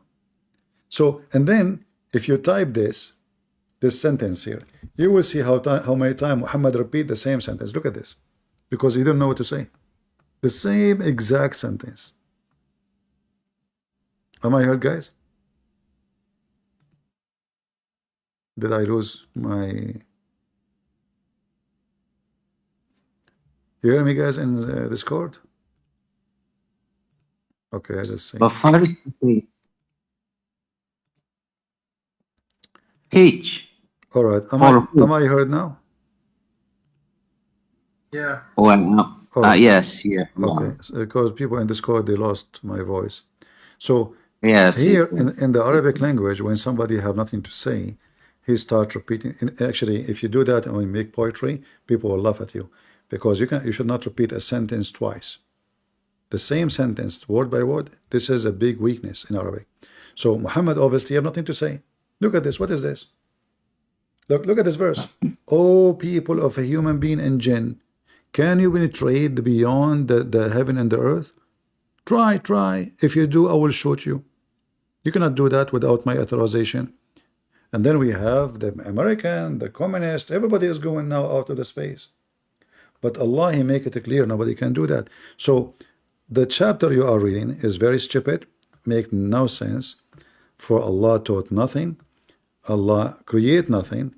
Same time, there's no connection, and there's no way God will make such a funny, silly rap like and the green in the blade, the frequent plants. Okay, what is this? And the fruit and the date and palm culture. What is this? And the earth and the creatures. Okay, and then you go to the scale. What does have to do with this? No connection. It is a person trying to put things together. Is trying to copy the Arab. The Arab, they are very strong in the language. There is something called al-Mu'allaqat.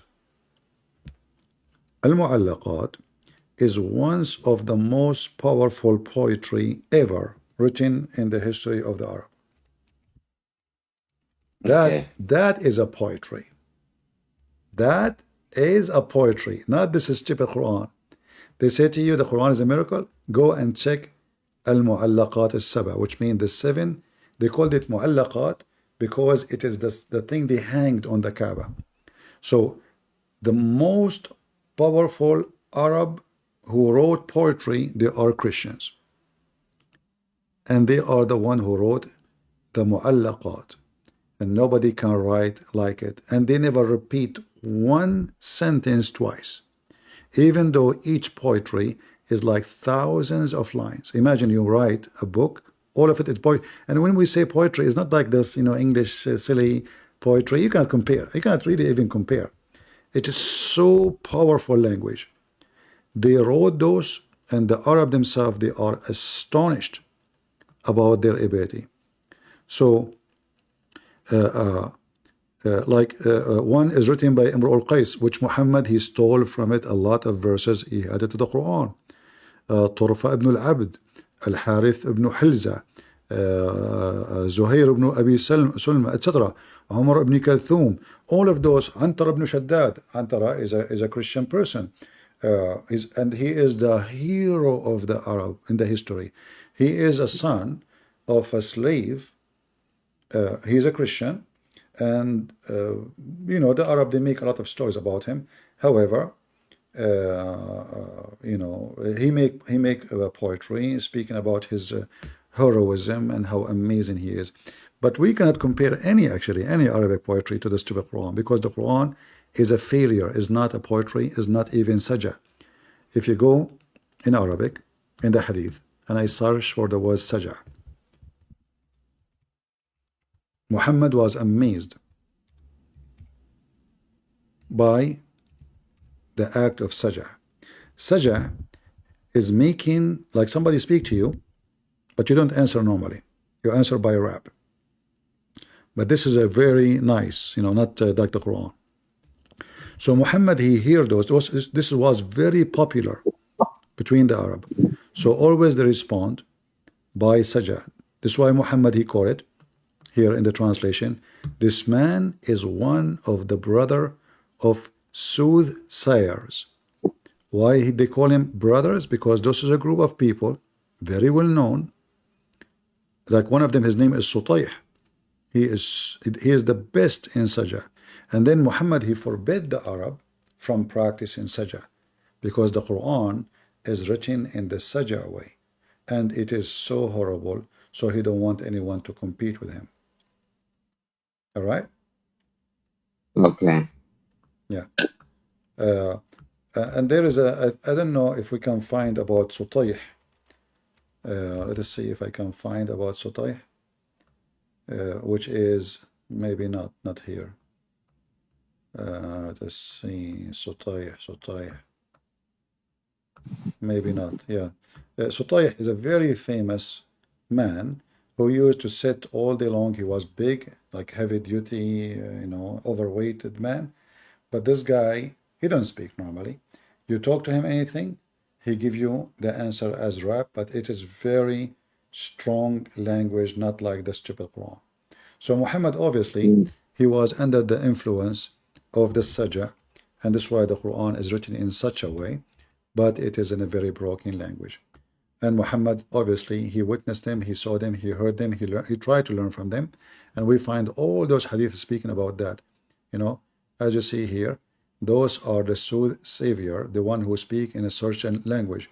In fact, Muhammad, when he could not make eloquent language, he claimed that the one who make eloquent language is shaitan only.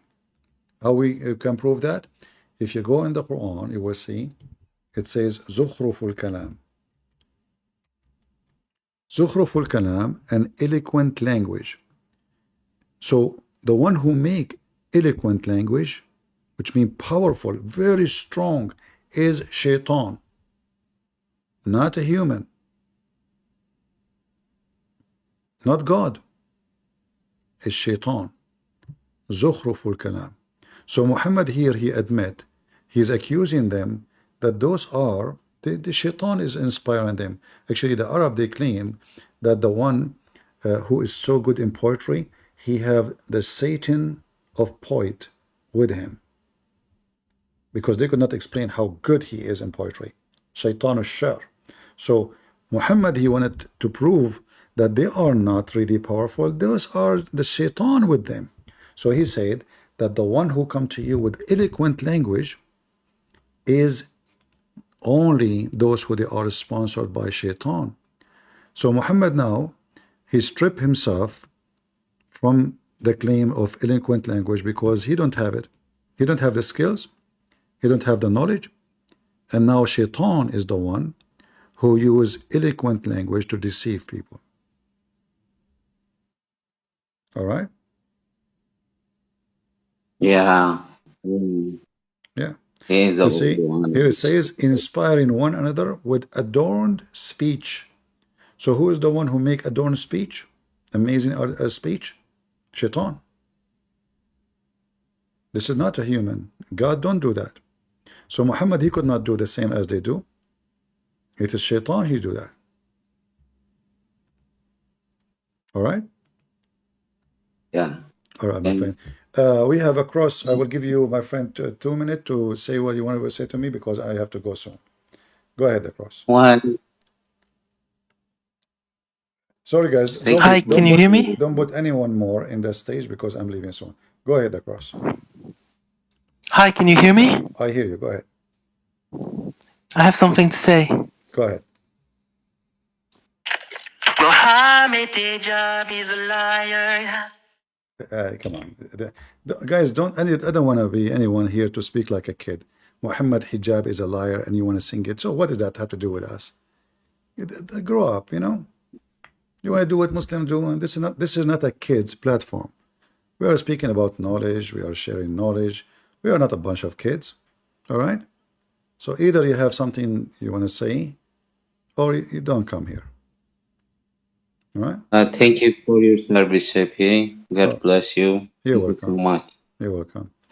All right, guys. Don't forget to leave your comment if you don't mind, because your comment can bring more viewers. And as you see, me myself, I get no benefit from how many viewers. Like, do we have commercial? No. Do we receive a chat donation? No. All what we do is just to serve and to teach. We want more people to learn, and then those who learn, they teach, and then the knowledge will spread. And then God is willing, tomorrow we will have people who knows more than Christian Prince, smarter, more knowledgeable, have a better ability to teach, you know. So we are here to serve. So let us share together, you know, make a comment, share the link. We need more people to see. Like the guy who came here, he converted to Islam at the age of 16 years. He's a victim of whom? He's a victim of a community who did not help him. If his parents knew, if their parents told him, if his neighbor, if his friend, they told him this is a stupid cult, he will never convert. So you never know. Your kids go to school, they meet with Muslims, they lie to them, they fool them. You might be the coming victim, even though you might think, oh, this will never happen to me. Your wife, she go to work, somebody fool her. They knew how to hunt, the naive ones. So the Bible speaks clearly saying that the enemy is the ignorance. My people have been destroyed because of their ignorance, not because they knew. This is what can destroy you. Always your enemy is your ignorance, is not your knowledge. If we knew, we will not be destroyed. So share the knowledge. It's given to you for free, so share it for free. And before I go, I saw today somebody making a video, copying my videos, and in there, maybe I can find his channel. He said 50% of the donation to this channel will go to Christian Prince. Just to let you know, anyone who says such a thing, he is doing a scam. I did not. I don't know who is this guy, and they can say whatever they want, but I go live, I go off. I don't know them, so don't make people fool you using my name to collect donation. And I'm asking you even to make donation for me. But those people who make such a statement, obviously they are doing a scam. So be careful. Don't let people fool you. If he wanna collect donation in his name, no problem. But if somebody wanna use my name, he's scamming you. 50% to Christian Prince. What does that mean? So be careful, just to warn you, because I don't want people to use my name to fool you and to scam you. As you see, we go live, we go off, we don't even say a word about donation. So be careful, don't be a dummy, it might be even a Muslim, who knows, we don't know. A Muslim making money from my videos, you never know. So be careful and don't let people fool you, just as a warning. All right, thank you all for being here. May the Lord bless you and keep you safe. And until we see you tomorrow, I hope, because we will have the Muslim versus Shia debate, as we told the Shia. So join us. It's going to be exciting. A lot of Muslim Sunni will join, a lot of Shia will join, and then we will have a good debate between the two party, and they will expose a lot of laundry of Muhammad. God is good, so is Jesus. Amen to that. And see you tomorrow. Bye-bye.